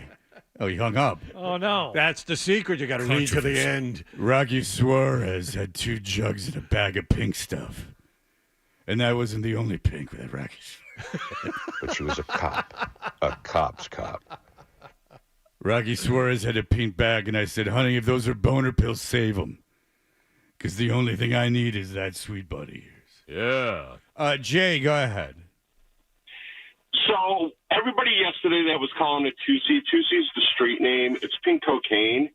And what they do is it's like Walter White Breaking Bad magic, where they mix together ketamine, MDMA, methamphetamines, caffeine. Sometimes they even throw oxycodone in it. Jesus Christ. And every batch is different. So that's the wild thing that I took from Diggs, where I'm like, they need some sort of insurance policy if he's taking stuff like this. Okay. Because every batch is different. Okay, so that's scary in itself because, of course, with fentanyl, and if any time that there's like any chance that there's going to be like fentanyl in something, there's a chance you could die. So the idea of that, what is the high supposed to be like? If it's ketamine, like all these are such different drugs. If it's ketamine, MDMA, and coke, what kind of high is that? Because you're combining the stimulants and the depressants is the point. Yeah. I think it's the color. I mean, why do it? I'm not sure I want to know why anybody would want to do it, but I think they make it the pink hue to make it hot and popular, and now people try this combo high. Okay, because I can't think of anything more of a nightmare than a mixed bag of powder with which I don't know what's in it. And then what if it's super high in ketamine and low in everything else, and then you're just in this 12-hour K-hole? That doesn't seem like a fun boat drug. You know what I'm saying? 100%. But again, it's that fun appearance of the bright pink, and I think that when you see it, it's in that party atmosphere, out on the boat. All people are looking for that euphoria. No, I understand why people do drugs, but it's just if you're picking your drugs based on the fun color of them. Now, Hardy, when you were in your cocaine phase, did you ever add food coloring or something to jazz things up, or are you more interested in just getting cocaine? Well, and as Artie Lang once said, which is my favorite quote about it, the best part about cocaine is going to get it. Yeah. The actual process of making the phone call. Oh, it's actually going to happen. Oh, we're going to get it. You'll never feel better about the whole event than at the actual going to get it in the moments before you actually receive it. But no, there was no need for added marketing with whether it came to coloring the substance or anything else. No, the drug was the thing. Because if the appeal of it, and I actually can see what he's saying, because you're going on a boat, everyone wants everything to be cool and be taped and things like that, and you want it. And so if we're at a point in society where you're just doing grab bags of drugs based on their color, we're in a bit of a situation here. So there's a couple of videos and a couple of different emails, and people have reached out and said there is a logo on the bag that they've zoomed in on. Okay. With it looks like a locomotive, and I think Kush is the name of the dispensary or something, but they're saying based on that, it looks like some type of, as the first call that we took said, it was like a pink THC powder. Yeah, Kush Factory. Kush Factory, thank you. No, well, that would be... All right, well, someone obviously knows what they're talking about because they're in hot pursuit right now. Eric, I hope you're having no problem fleeing those sirens. What's going on? I am. Have we ruled out that this just isn't a Cardi B music video shoot? Could this just be behind-the-scenes stuff? You guys say it looks professionally done. Nobody knows what's going on. There's all these girls around him. Could this just be a Cardi B music video shoot, and we're just so hot up for drama that we look past it? Oh, no, I'm not ruling out that it could be a Cardi B video shoot, but if you don't think there's drugs on video shoots... Oh, I mean, there can still be real drugs, but I'm saying, it could be fun. I have no... Yeah, I don't care that Stephon Diggs was on that boat. I don't think it's going to affect anything. What I'm saying is I just want to know what's doing with that bag. Me too. Yeah, Me too. But I just really feel like there is a chance it could be nothing, and this is what they're all laughing and having fun. I don't know. Okay, so you're saying it would be like a prop in a video. Yes. Is that like... Let me propose an alternate theory. This just dawned on me. Because he's wearing the scarf, I say it's an ascot. Yeah. He's got a leather cap. I think it's a Sherlock Holmes cap. I think this is a murder mystery cruise, and it's fingerprint powder. There you go. There you go. You're saying that, yes, and then they did an escape room afterwards. They had an 80-year-old birthday party. And yeah, the locomotive is the train company. It's an Agatha Christie theme. Yeah, oh my God, Murder on the Orient Express boat version. Yeah, that sounds exactly like what it would be. Jimmy, go ahead. How's it going, guys? Fred, real quick, I just want to clear something up. So I called earlier, and it got disconnected, and you said, oh, this guy must be on the powder. So I'm not on any pink powder, at least not at 8 a.m. in the morning. Okay. But I think, in my opinion, it's got to be that new drug, Tusi, because I know a couple buddies that were in Tampa for a while. It's a big thing in southern Florida. I mean, it could be something else. I really don't think it's Adderall or THC because most of the Adderalls that you see come in those like extended release forms. So Right. it's like you're not. And not why would it be crushing that. pre-crushed Adderall in like a Ziploc bag, right? Like that Exactly, seems yeah. like kind of weird. If you're going to crush an Adderall, you're going to crush them one or two at a time. Right, exactly. I think it's. And then the thing about the bag too, people just put powder in whatever type of bags. That doesn't mean it's actually THC. You can buy Coke in a weed bag. You know what I mean? Sure. So I think it's got to be, again, especially because it's in southern Florida. I'm thinking it's that Tusi stuff, which what Jay said earlier is like just some random concoction. People just kind of have their own recipes. But that's my opinion. That sounds incredibly frightening. And I'm not kidding. Like the idea that it is just like a mixed bag where you don't really know what you're getting. Take this. Fred, it sounds like it's a hit or a miss. It could be the best time of your life, or you could be in a K-hole for 2 days. Exactly. That's a very, very high risk. For all the stuff that you and I did, and John too, for that matter, let's not leave him out of this conversation. Did you ever get into that whole like mixing of substances to where you could go on this roller coaster, or was it pretty much one thing you were after? I just wanted to calm down. Okay, And you wanted the opposite. And I wanted to ramp up. We would have been a real fun pair, but there was nothing in my, cocktail of things I was doing that would somehow create this struggle going on within my own body. Which is when it goes back to speedballs and all that stuff. It's like, what are you going after? You're doing heroin and cocaine. You're doing ketamine, coke. You're doing what's the other thing that was mixed in there? The fentanyl, or oxy. He said oxy. What are you trying to achieve? But the thing too is that I understand that people like do coke and they're like you can drink more, but that would have been counterproductive to me because the goal was just to go to sleep basically. Yeah. Like I didn't want to. I've never done any stimulants. I don't have any desire to do that. Vic, go ahead. Hey, I've been to Colombia multiple times, and they definitely tell you, especially as Americans, to stay away from the pink stuff because you do not know what's in it, and you will hallucinate, and you don't know what you'll do. So what do you do in Colombia? Actually, it's a very good place to go travel on boats. You can go there in Cartagena. The boating is very cheap, and it's a cheap. How heavy are the women? John's eyes are perking up. Let's bring it over here. Are the women heavy? No, they will. You will not. John will not see his type there. All right. Strike that off the list. Well, thank you, Vic.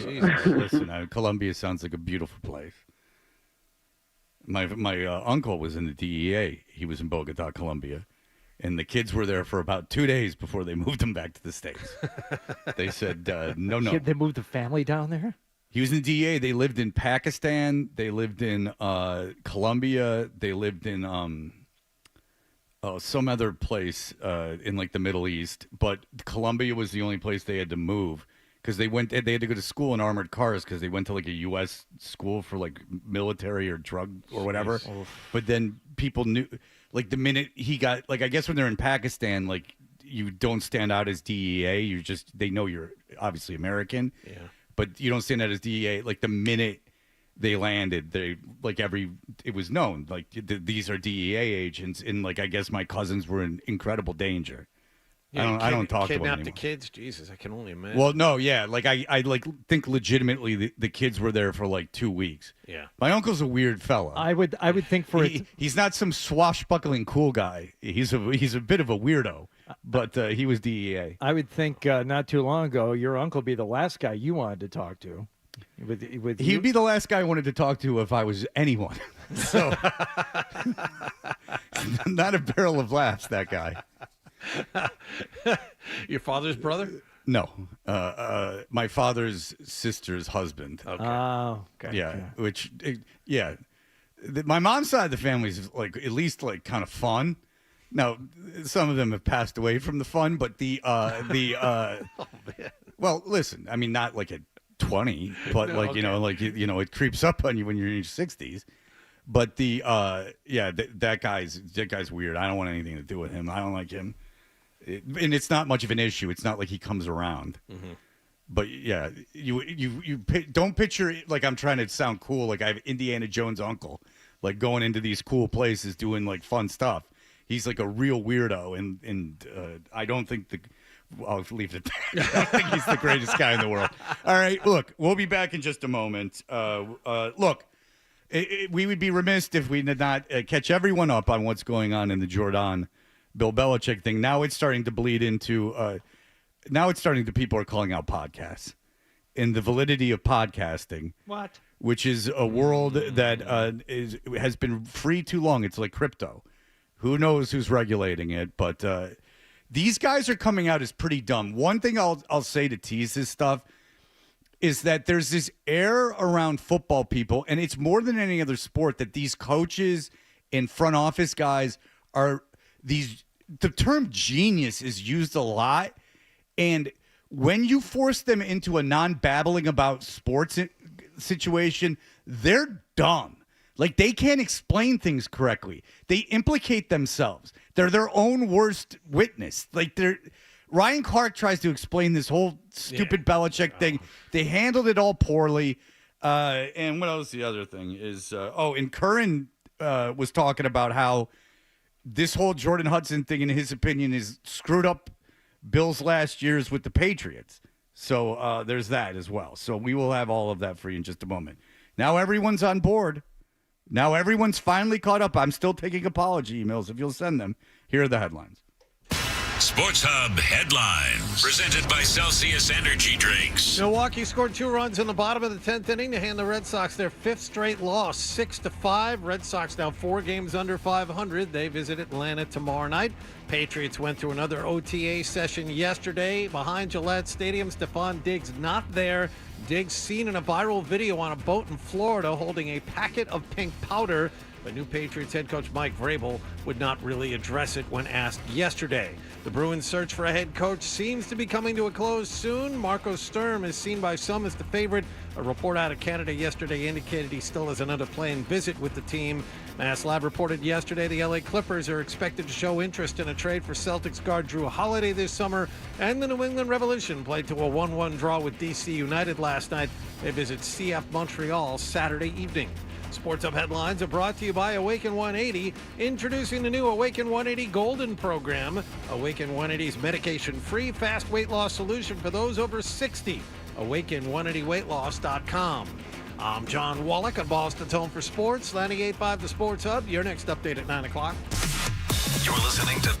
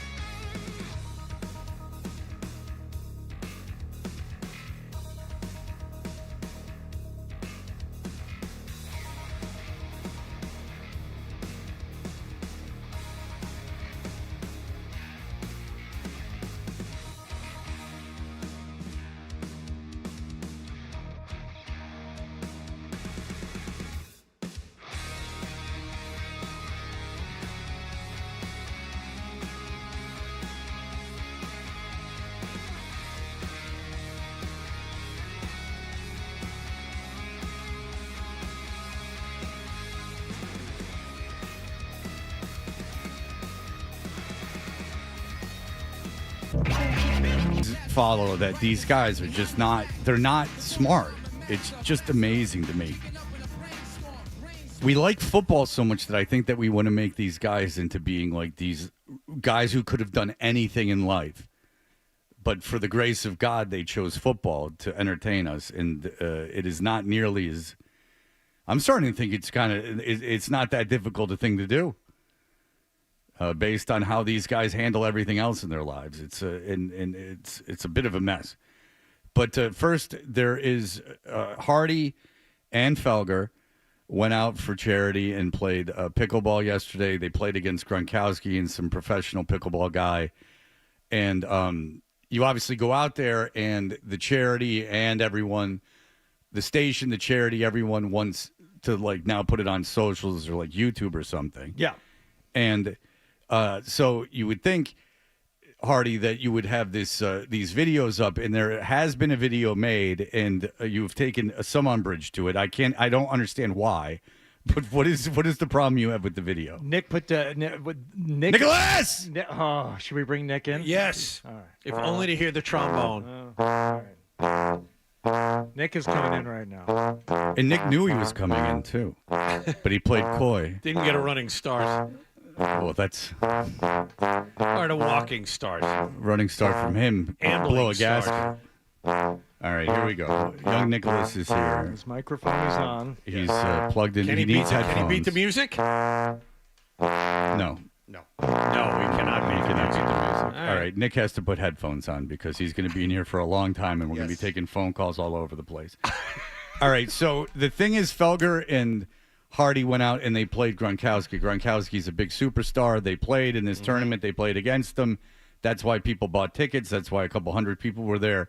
They were not cheap either. No, the tickets were expensive, and it's all for, great causes, plural. But the fact is, Rob Gronkowski is the photogenic one. He is the one that is striking on camera. He is the thing that everyone is there to see. So when Nick put the first video out for social, I'm like, oh, great. And I hear the soundtrack in the background, and there's some footage. It's a shot of me hitting the ball. It's a shot of Felger hitting the ball. Then it's back to me, and it's back to Felger. Me, Felger, me, Felger, me, Felger. You know what's missing from the video? Gronk. Rob Gronkowski. Oh.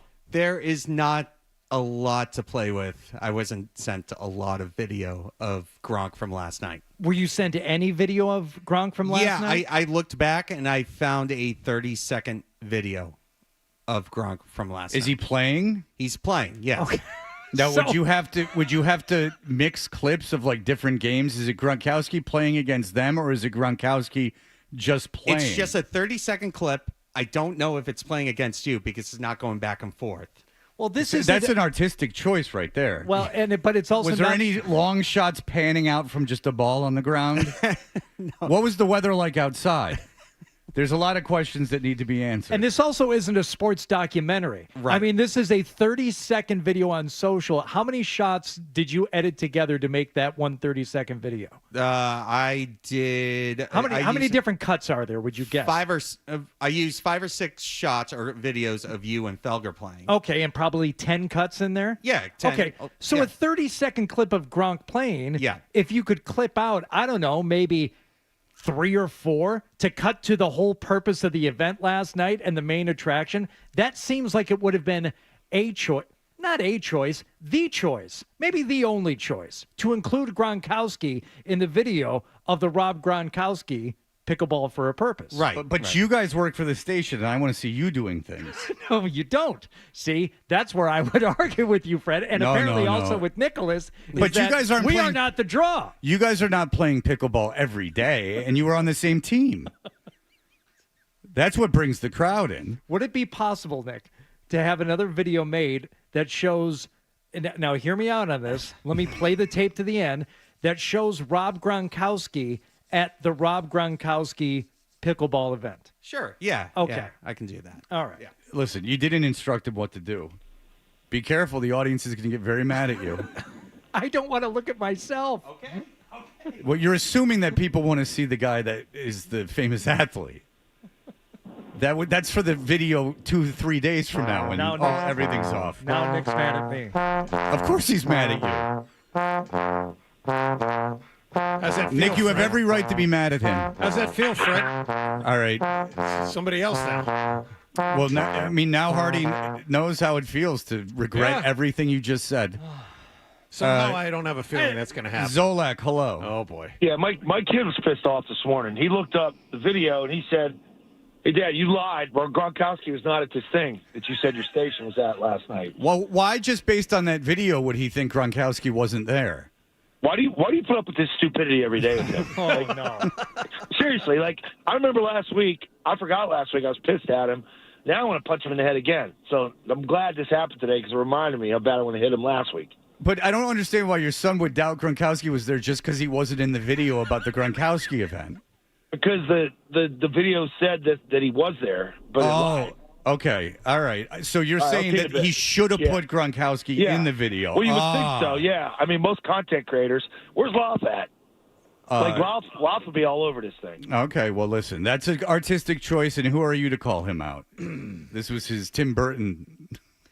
He added some animation. You know it was what? a lot of fun. It was kind of like Jaws. Let's have a movie about a killer shark and not even show the shark until we're an hour in. It was Spielberg-esque. It heightens the tension. All right, here's what it should be. It should be 4 hours of Hardy and Felger playing pickleball. Warming up. And then from a distance, you see something, an angry face. You see a black Escalade pulling into the parking lot that may contain Rob Gronkowski. But, like Warhol made the 24-hour movie of just the Statue of Liberty, or no, the Empire State Building. And it's just like a 5-minute pan in. And then as you get close to the face it gets blurrier. And then you have to ask yourself the question, is that Rob Gronkowski? Are we all Rob Gronkowski? Do you understand the point of that? Yes. He's an artist, you jackass. It's a think piece. He's in all of us. I'm sure David Lynch had these producers that were like, show the actors. And he's like, no. Nick, I'm sorry. Thank you. It's there you go. I mean, Scorsese was just going to have Liotta be the voiceover. I mean, you would have to guess who the guy was. And most of Goodfellas.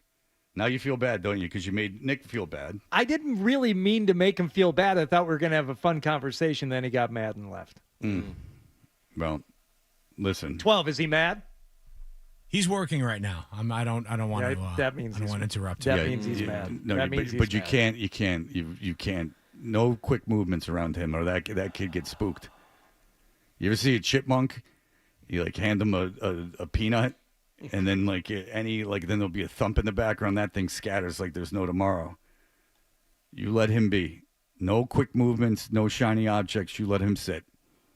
He'll get that video done. Don't you worry.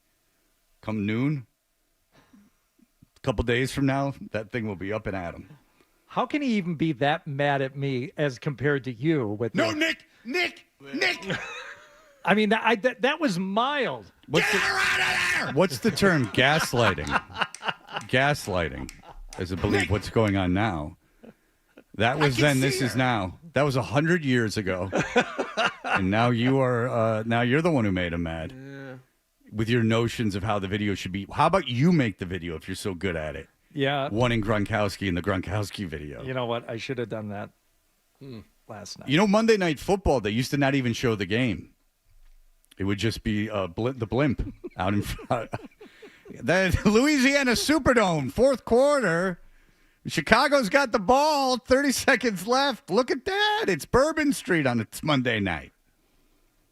All right. Well, listen, Nick's working, so don't bother him. When we come back, there is more news surrounding kind of ancillary to the whole thing, but then also some history that is being speculated about with the Bill Belichick-Jordan relationship. We will have that for you in just a moment. You're listening to Toucher and Hut.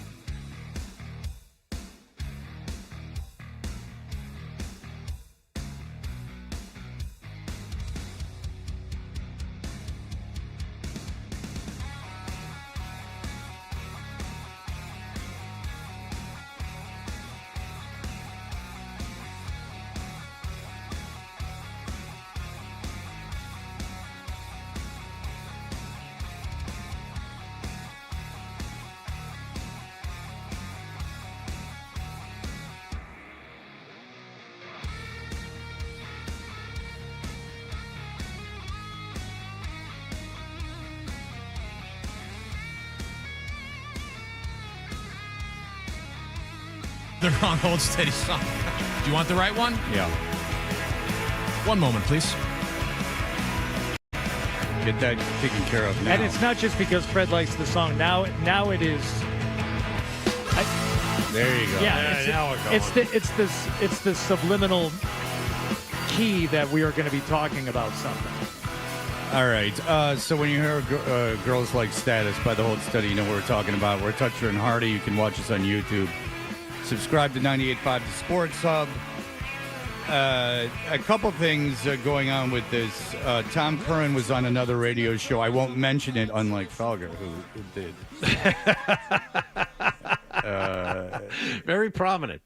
This is in the New York Post. He says that Belichick had a nonchalant attitude at the end of his time with the Patriots and was kind of resting on his laurels. He says, I don't think he had the same intensity and attention that Bill Belichick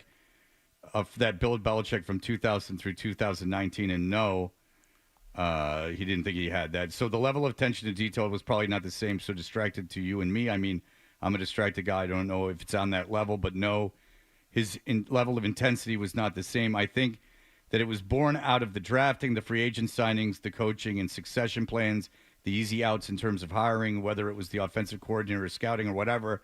I think Bill very much got to the point where when he articulated that, why should fans have an expectation of success this year, that Mike Reese asked him, and Bill said the last 25 years. There was very much that kind of resting on his laurels and his reputation. What's the worst that could happen on Bill Belichick? Well, that was 4-13. And, of course, that is when Belichick reportedly had Jordan Hudson before games, staying at the hotel with him. He was banging her before games, I guess, or they were just at least spooning.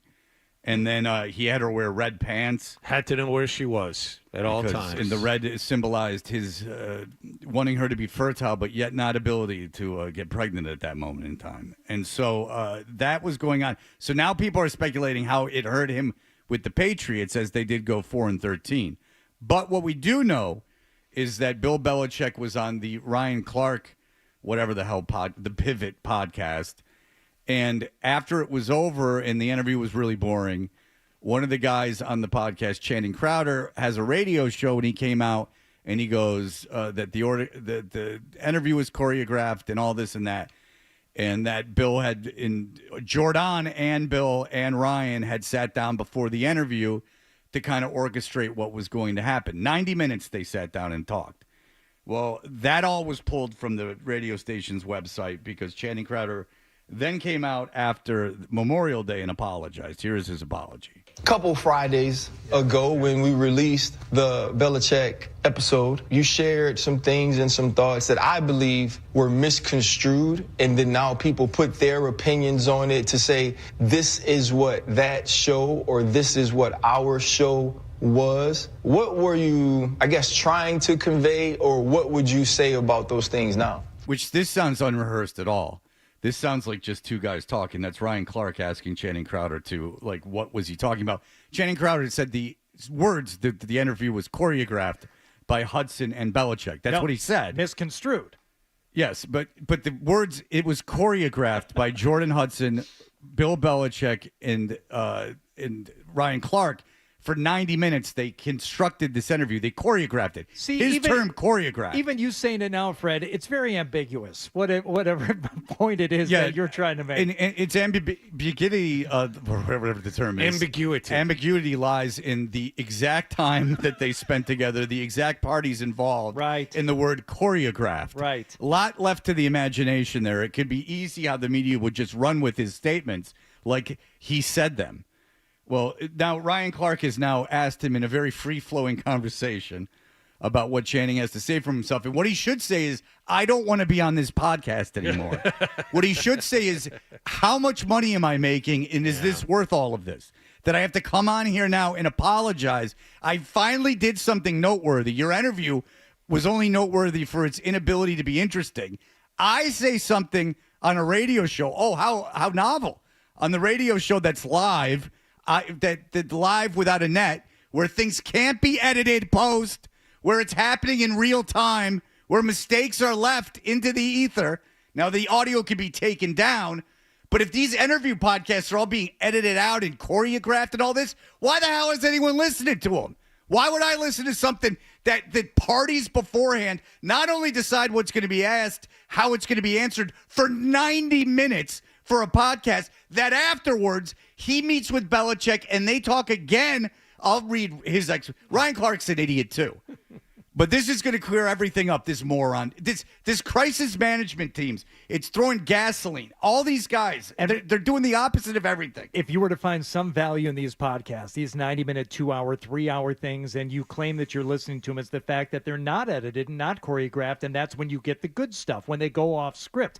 If we now are to believe that a lot of times they are scripted and choreographed, then what are you giving them all of this time for? Right.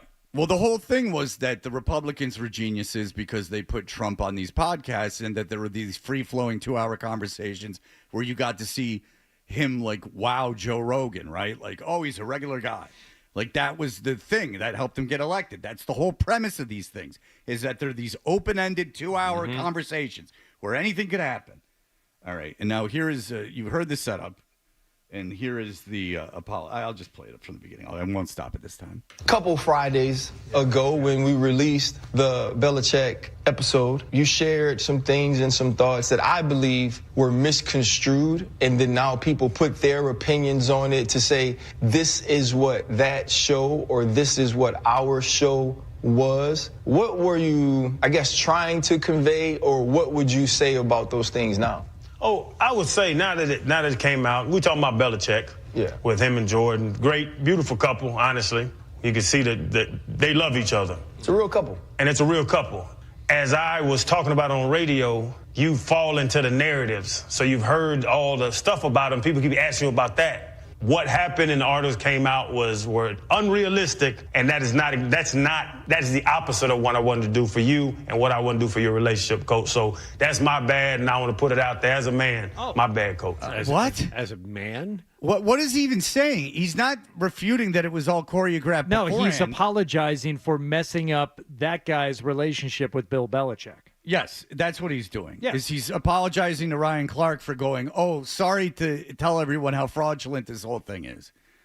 So Mike Florio, who also hates Belichick and is enjoying all of this. Which seems to be kind of new. I don't remember this type of criticism being leveled at him before. Not openly, no. But I seem to remember. But the thing is when the veil and protection of being this genius football coach is removed, and Ryan Clark is interviewed for many, many GM jobs. This is a guy who is interviewing every offseason for GM jobs. They put out a tweet, Pro Football Talk, talking about the how the interview was choreographed and what Crowder had said. And here is the response from the very, very smart Ryan Clark. Well, Mike, it wasn't a pre-show meeting. Both Channing and Fred Taylor were on the same flight delayed from Miami. I was already in New York, so I was there first. As for serving the viewers, we will not do that at the expense of people who volunteer to give us their time. And that's how you should look at all guests, as volunteers, graciously giving their time to promote their stupid book. You're of no how gracious. This is just like curing cancer. As if they get nothing out of it themselves. Yeah, you might as well be feeding the homeless right now. I mean, oh my goodness, to do a podcast. We had various reasons for edits and exemptions, from contractual agreements. What? This is him defending himself. So you had a contract with Belichick to do the interview and what you were going to say? What? Second thoughts, or just not liking how it felt. And that's good interviewing, good entertainment. I don't like the vibe of this. It's too negative. Let's move on. Moving slimy in the name of clicks is not worth the integrity of our show. And everyone knows the Pivot Podcast is really the Washington Post of the 70s for our generation. Tens of people are going to be disappointed by this. Moving slimy in the name of clicks is not worthy of the integrity of our show. Jordan was not contacted nor involved in any conversation about the timing in which what we documented could be released. That conversation took place between Bill and I. So Jordan was involved before they did the interview, but the post-interview meeting about when and what would be in the interview. So this idiot is not only admitting to talking that he did talk to Jordan and Bill for 90 minutes before the interview about what they could do. Is after the interview was done, he talked to Bill about when they could release it and what would be said. This is a smart guy that's supposed to be a football guru. This guy's a moron. Everyone needs PR people to save them from How about don't tweet anything about any of it and everyone forgets about your stupid podcast? Yeah. Or how about you got some heat on you and you release some more stuff from the podcast? What the hell's wrong with you? Because you know why? He wants an NFL job and he doesn't want to mess that up. And this is what Florio says. Clark message ignores most of the points that we made. Why was Hudson involved in a 90-minute meeting before the interview started? Why was what would have been the first exclusive sit-down with Bill Belichick and Hudson not released? What does this mean and how it was reflected in the interview process or the editing? Jordan wanted to be represented in a certain way, wanted the relationship to be represented in a certain way, and the conversations we had afterwards before the show was released, what we'll show or what we can show about Bill speaking and about her and the rest of our interview. By insisting that Hudson had no control over the interview, Clark seems to be saying Belichick exercised extensive control over the interview. Clark also may have revealed that some sort of contractual agreement covered the Belichick interview. Then there's the comment, as for serving the viewers, we will not do that at the expense of the people who volunteered to give us their time. But it's not normal for an interview when the interview is an actual journalist to coordinate with the subject of an interview before, during, or after the interview.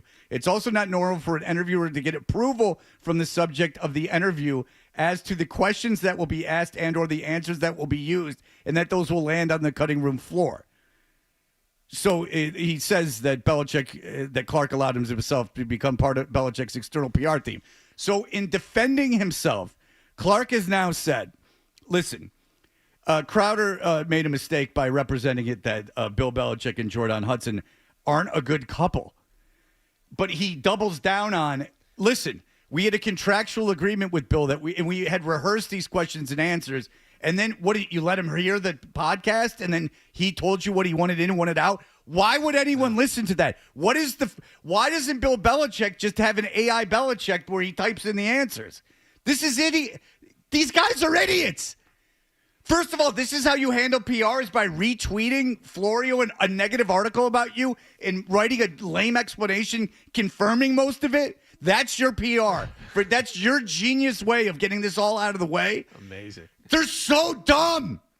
They're so dumb. And if you compare it to something else that got a lot of criticism, even though we should have expected it, I guess, the Michael Strahan sit down with Bill Belichick, tons of people disappointed in that. He didn't ask any real questions. What have we heard from Good Morning America and Michael Strahan after that interview? Nothing. It's over. It's done. And people have forgotten about it because there's always something around the corner. That's where you have a real pro handling your business. Well, but yeah, Ryan Clark's a pro because the first thing you want to do is give everyone the attention to the Pro Football Talk article, which everyone in the world is glued to.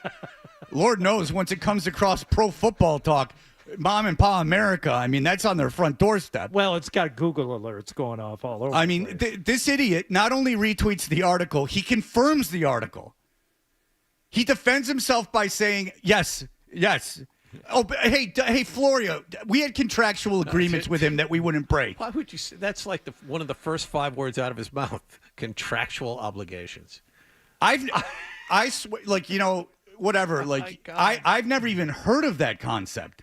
That first of all, he thinks what I'm venturing to guess is Ryan thinks that sounds smart and legalese, and that somehow that the audience will go, oh yeah, well, of course you have these contracts. I've never even heard of that concept.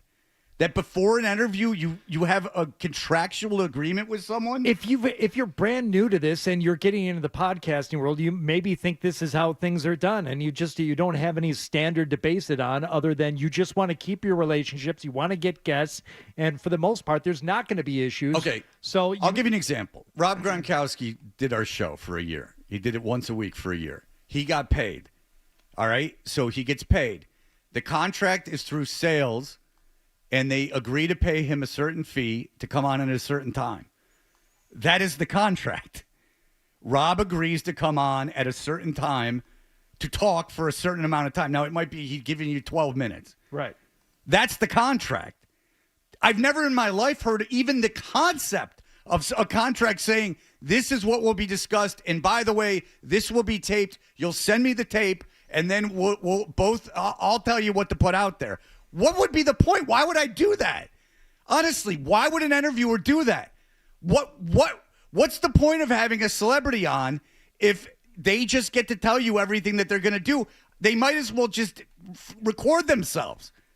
What's my place in that? Because they're not trying to exercise or practice journalism. They're trying to practice and exercise clicks, downloads, notoriety, fame, and garnering relationships. But it's not about journalism. It's about entertainment. Well, I'm not a journalist, but I certainly am not a PR person for someone.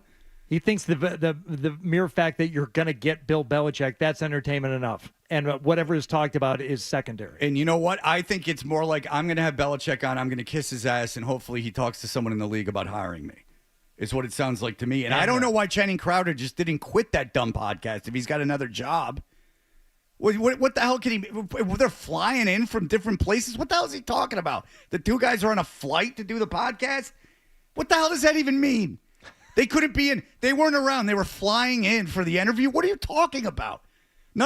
These guys are dumb. They're dumb. They're just dumb. They're dumb.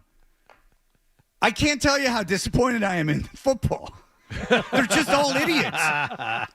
They all decided that we're going to like football a lot, and this is what we're going to do. Yeah. And then since none of us liked it enough to go coach it, it's not like we're all a bunch of failed, you, me, the audience, everyone. We're not a bunch of failed coaches sitting around like, oh, we gave it our best shot, but we couldn't get there. These are guys that just happen to like football a lot, and we like watching it. So we just, therefore, defer to them as being these brilliant guys, and they're idiots. I mean, what an idiot on so many levels. Oh, these podcasts. Kyle, go ahead. Morning, fellas. So my thought here is, if Bill's running for cover, right, these are all supposedly his friendly interviews, there's no shot Strahan fielded a phone call with these same parameters, a secret phone call from Bill Jordan's on the three-way. Hey, this is what we're going to talk about. This is how we're laying it out. Yeah, I just 100%. think with Ryan Clark talking about it, there's no way that didn't happen. Yeah, because he knows now that he can't even get through a Sunday morning CBS interview, which is the high and lowest of interview shows. It's the when you go to the doctor and they have the magazines for the kids. It's the Dr. Seuss of shows, highlights of shows. But the point with Strahan is the fact that, that may have all happened. You know what he said about it to either defend it or confirm it? As far as I know, nothing. Well, no, because you wouldn't get on the air and go, oh, by the way, about that Belichick interview that you didn't like, that's unfair because we planned it out this way. Huh? What? No, I didn't kill the guy. I just put the knife in his chest. God killed him. Ay, ay, ay. He couldn't get through a effing Sunday morning CBS interview, which I defy you to tell me another one that happened. Ever. They are made to be consumed by old people Sunday mornings. They're not made to shock and awe and get you. And they couldn't get through that. So now he's so effing dumb that he doesn't trust himself to get through a pre-planned interview unscathed, so he has to hear it before it goes out. Because he doesn't have the wherewithal to sit in a conversation that's already been orchestrated and say it. He needs to double down on it and get fresh ears. Fresh ears on the talk. Brad, the guy just wants to sell some books. Let him sell his books. Well, someone needs to help them sell books because they ain't selling, baby. I defy you to find any chart that thing's selling anything. Self-help, maybe football books. Maybe it's third behind 3 bricks shy of a load, which I heard has got a rebirth. Hachi Machi. All right, very good. We'll be back in just a moment. You're listening to Toucher and Hardy on the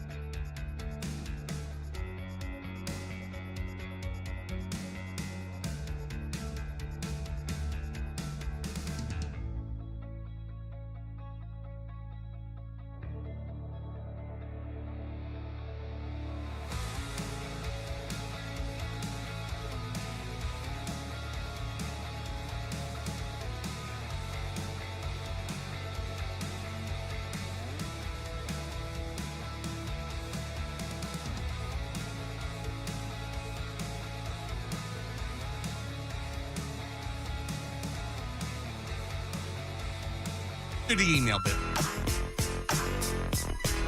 I was just reminded twice of the pickleball challenge from last night. I got an email earlier about this, John. That kind of set me off all over again. What happened? This is from BJ Addison. Sorry to break this to you, Hardy.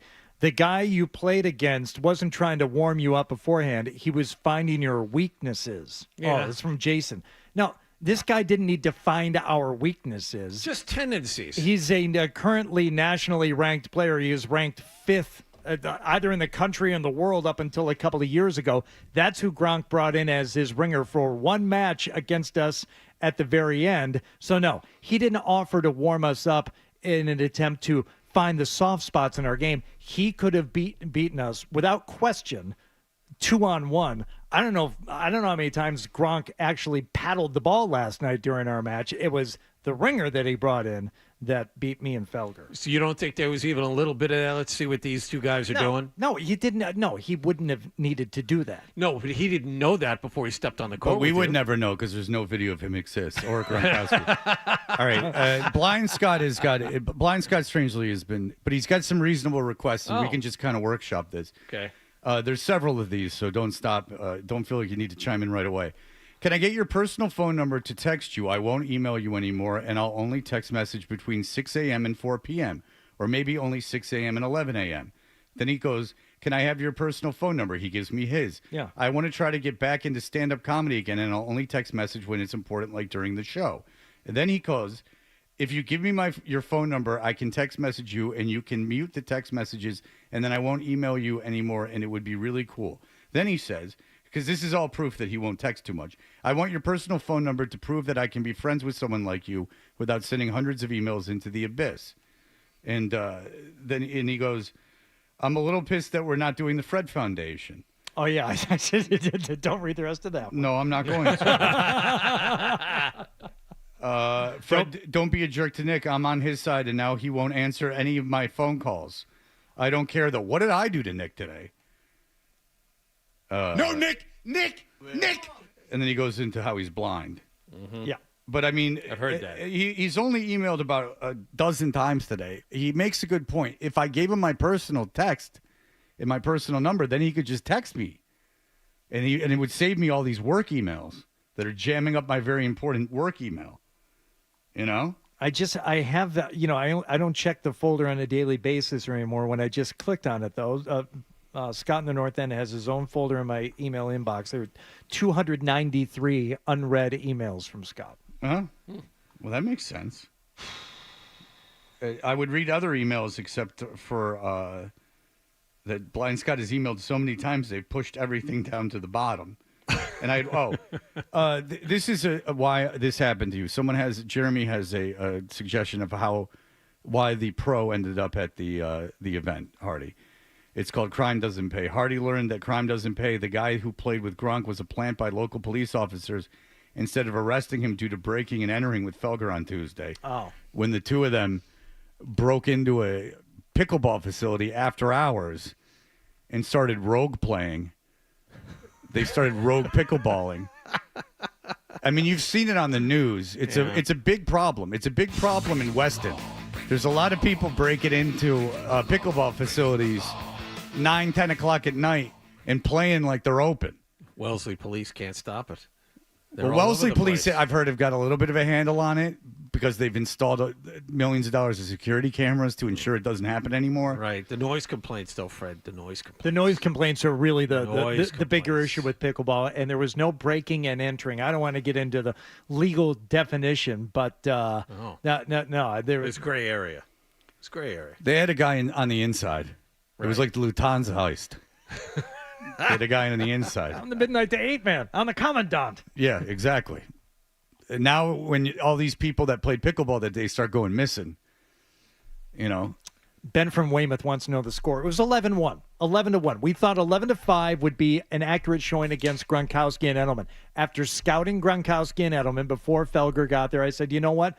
We have a real good chance to make a good showing against them. Edelman at some point in the night left, and then it was Brian Hoyer out there playing with Gronkowski. And after watching them, both Felger and I said, oh, we have a chance at this thing, like a nudge, nudge, wink, wink chance to maybe even win. And then Hoyer, disappears into the ether.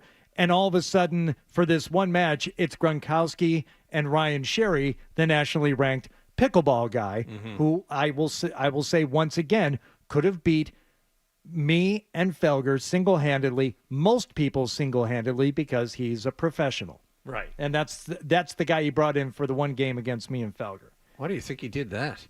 I mean, he must have considered you a threat of some kind. My son was there last night, and we were sitting there watching the game leading up to it, and he asked Mike, he goes, do you think Gronkowski is mad at you?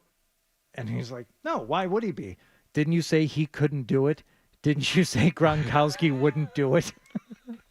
Because I gotta give him my son the background there, and he's like, and Felger's like, no, he doesn't remember that. He doesn't remember that. And my son was a really good low-level troll. He's like, oh, I think he'd remember. I think he'd. That's something that would have stuck with you. Where does he get the trolling thing from? Must be your wife. Well, the thing is that Felger very well might have ruined our Ninkovich-Gronkowski co-interview by his presence. That's my 2 cents. That's a good takeaway. He wouldn't stop loitering around the interview. It's a good takeaway because Hardy had something going there, right? You were doing some good stuff. I think if it's just Hardy, maybe that goes down. Yeah. Ninkovich listens to the show. I agree. Ninkovich turned down some radio jobs that I know about. We got a drug dealer who sent his discharge from prison to us to prove he's a drug dealer. Oh, good. To talk about the Stefan Diggs situation. He said, here's the facts from my drug dealing out on the ball. Here's the facts from a drug dealer out on bail. Look at my pic attached. I'm no BS. Just don't say my name on the air, Freddie. I would not. Pink is Molly, MDMA, I know it 100%. It's all over Miami. Not here. That's why so many people up here don't know. Look at my jail card to validate my opinion on the fact. Love the show, he says. So we have that. If there's anyone who has anything for people on bail release, that could be a good advertiser for the email segment. How disappointing. No, MDMA is still good. Yeah. As long as it's not weed, which I can't imagine it is, then I am excited. Anything like that they were like fondling this bag of Molly would be very interesting to me. Again, I don't care anything about Stefan Diggs being on the boat, even though there was a video of girls twerking. Did you get that? Oh, yeah. I got that one. Yeah, I might have gotten that sent to me a couple of times yesterday. Yeah. Multiple people telling us it's Louis Riddick interviewing for the GMs. Oh, my bad. Not Ryan. Ryan Clark has said multiple times in the past that he would like to be a GM. Okay. He might not like this TV/podcast/ whatever thing. He would like to be a GM, but I don't know how you can turn down that money for the podcast that he's doing. None other than Bob Sosi provided us with the same correction, but in a very polite Bob Sosi way. Starts off, always good content. By the way, Ryan Clark and Bill are co-hosts on Inside the NFL. Also, when Fred says that Ryan Clark is interviewing, not a big deal, but I think he's thinking of Louis Riddick. That's kind of like the Isaac from Love Boat. Hey, you're awesome, but... Yeah, caging it in this, it being okay makes it sound even worse. Very like he's taking pity on you. Bob, very, very polite, very complimentary. Jesus, you prick. Bob, you're the best. Bob, you're such an a-hole. You always got to be right, don't you, Bobby? Mr. Always Right. Bob, look at me. That's why you don't have any friends. All right, very good. Thank you, Bob. Louis Riddick. But Ryan Clark does want to be a GM, right? He Or does. am I completely off on No, that? he does. He wants to be a GM. He has gone on record as saying he wouldn't mind doing that in his next job. Oh, as long as he wouldn't mind doing it. That's all the proof I need to hire the guy. You want to be the CEO of this company? I wouldn't mind, I guess. Yeah. I mean, if you just put it in front of me, I didn't have to do much. Sarah from Everett, by the way, this may come as a surprise, had a lot to say about the mysterious pink substance in the Stefan Diggs bag. But it's all going to be based in knowledge gleaned in the late 80s. I haven't seen the Diggs video. Are you guys talking about Tusi? That's a Diddy favorite, supposedly. And then other people telling us we're going to be hearing a lot more about Tusi as the Diddy trial goes on. I have not been following that. Oh, I have a little bit. A bit of a lifestyle with that guy, if you didn't know. There was a lot going on. He liked cuckolding very, very much. Very, very much. He was a big fan of that. All right. We will be back. We will wrap this whole thing up finally. Finally. This whole charade is over. And we can go about our real business, which is tackling the day. Here are the headlines. Sports Hub headline.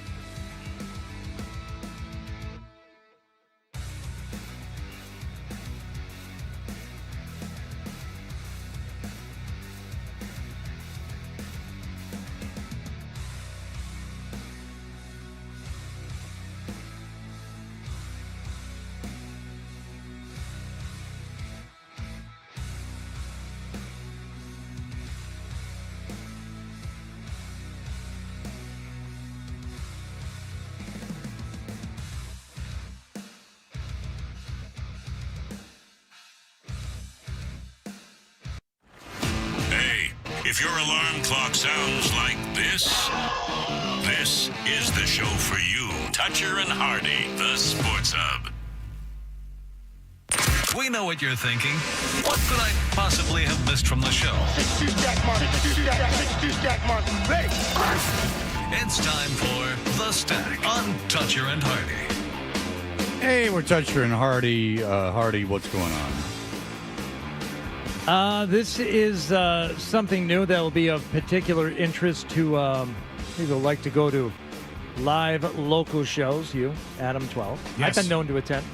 John, you're going to see live music anymore? Not anymore, no. Okay. It's been a while. Take a powder. It's been a while. Inside the hidden tunnel under Harvard Square that could be the region's coolest music venue.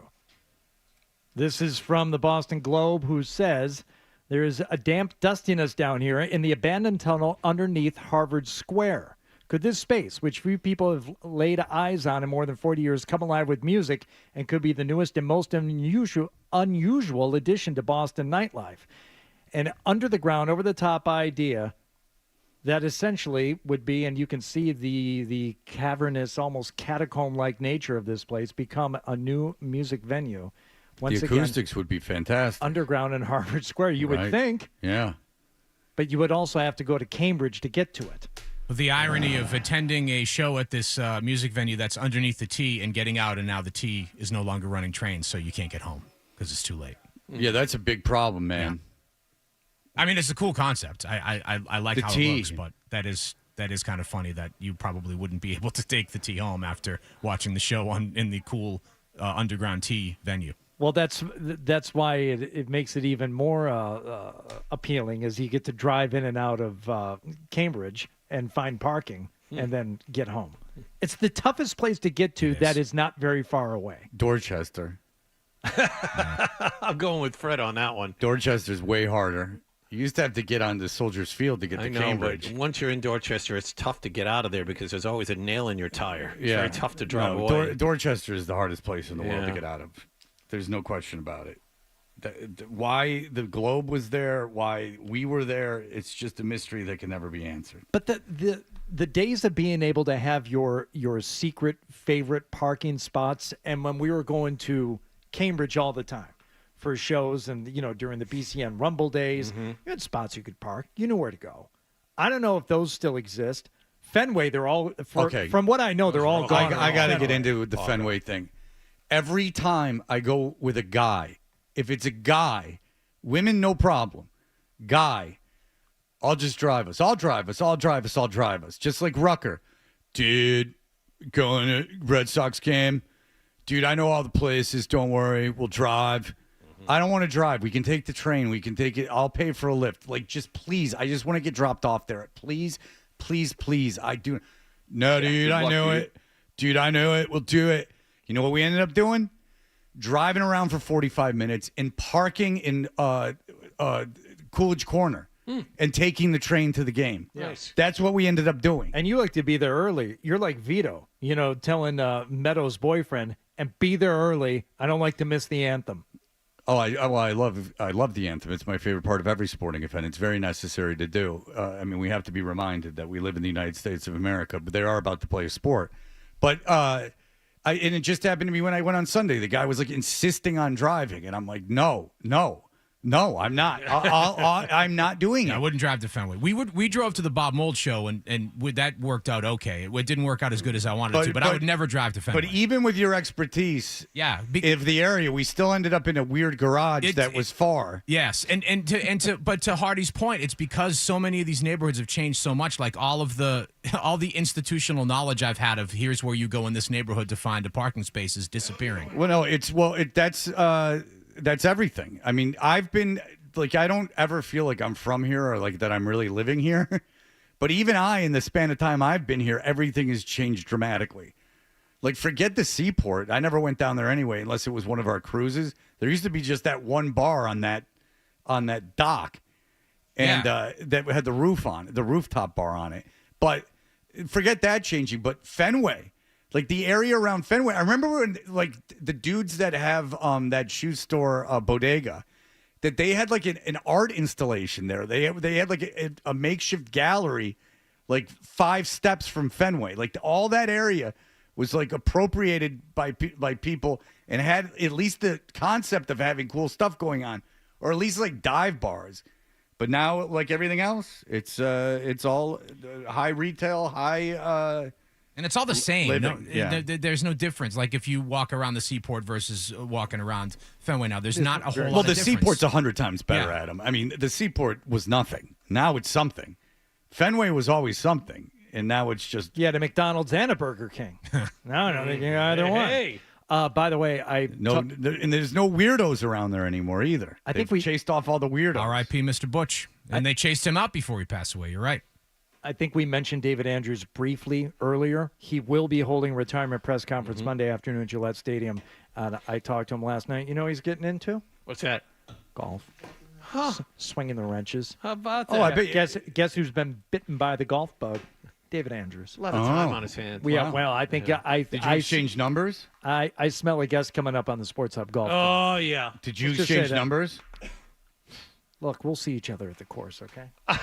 Did you invite him to go play golf? I said, whenever you want to play, which is not a real invitation, but I mean it. If he were to call me, of course. Does he have your number? Play golf with David Andrews. Does he have your number? Yeah. You exchanged numbers. No, we didn't exchange. That means that he would have given me mine. I gave him my number the last time we saw him here about a month or two ago. Were you really good at picking up girls? Because you have this ability to get guys' numbers that is like unrivaled. I can pick up guys, no problem. No, seriously, like you pick up guy friends like there's no tomorrow. Really like, impressive. I've noticed this too. Rich He's Voss very was in good here at for it. like 10 seconds. He's I out know. playing golf with Rich Voss. Now, listen, some of these I don't envy. But, I mean, you pick up guys' numbers. I mean, if you were single and doing this with women, you would be on fire. And if you were single and doing this with guys, my God. Numbers all over the place. But, like, if there was, like, if you're out with Hardy and, like, just say it was, like, a famous single woman. Like, Hardy would just go up, strike up a conversation, like, try to bait it into golf. Yeah. Because that's his get-in. Like, if you'll talk about golf. Yeah. It's like making the bad bet with Elaine. You know? Yeah. That Dustin Hoffman was in Star Wars, or whatever the bet was. And he goes, I'll get you. I bet you that he was. And if not, whoever loses has to get the other one dinner. Right. And then it's a date. And then he can claim it's not a date. That's how he does it. Yeah. He's like, you play golf? And David Andrews is like, you know what? Yeah, I've been getting into it. He brought it up to me. I think he's trying to pick me up. Well, you know what? He probably knew. Well, it's not fair because he knew you host the golf club. Yeah, I know. He listens every Sunday morning. Everyone knows. Yeah, everyone. Yeah, you might on as the well way to Gillette. wear a he's got it sandwich on. board. I mean, this guy with the paparazzi. You know what? It all tracks now. He's in the car. He's on his way to Gillette for a 1 p.m. kickoff. He's going in early. Turns it right Start on. wearing that Kanye thing that just covers your face. By the way, have you heard the new Kanye stuff? No. Is it really good? It's really, really, really into being Nazis. It's super high on Nazi references. Cool. Oh yeah, Mein Kampf checked and all this stuff. I don't know if he's anti-pro. I don't know, but there's a lot of talk of Nazis. I don't know if he's saying it's bad or he's making a statement. I'm just telling you that there's a lot of that. He also has a warehouse in Los Angeles where people are complaining that there's militaristic like stomping and chanting going on at all hours of the night. And that's a fact. You can look that up. That was on the Los Angeles News. Makes pickleball noise sound like nothing. Well, that's what he's trying to. He's probably trying to mask the pickleball. Yeah, it's a pickleball boot camp, is what it is. All right, Scott is here. That'll do it for us. Everyone have a fantastic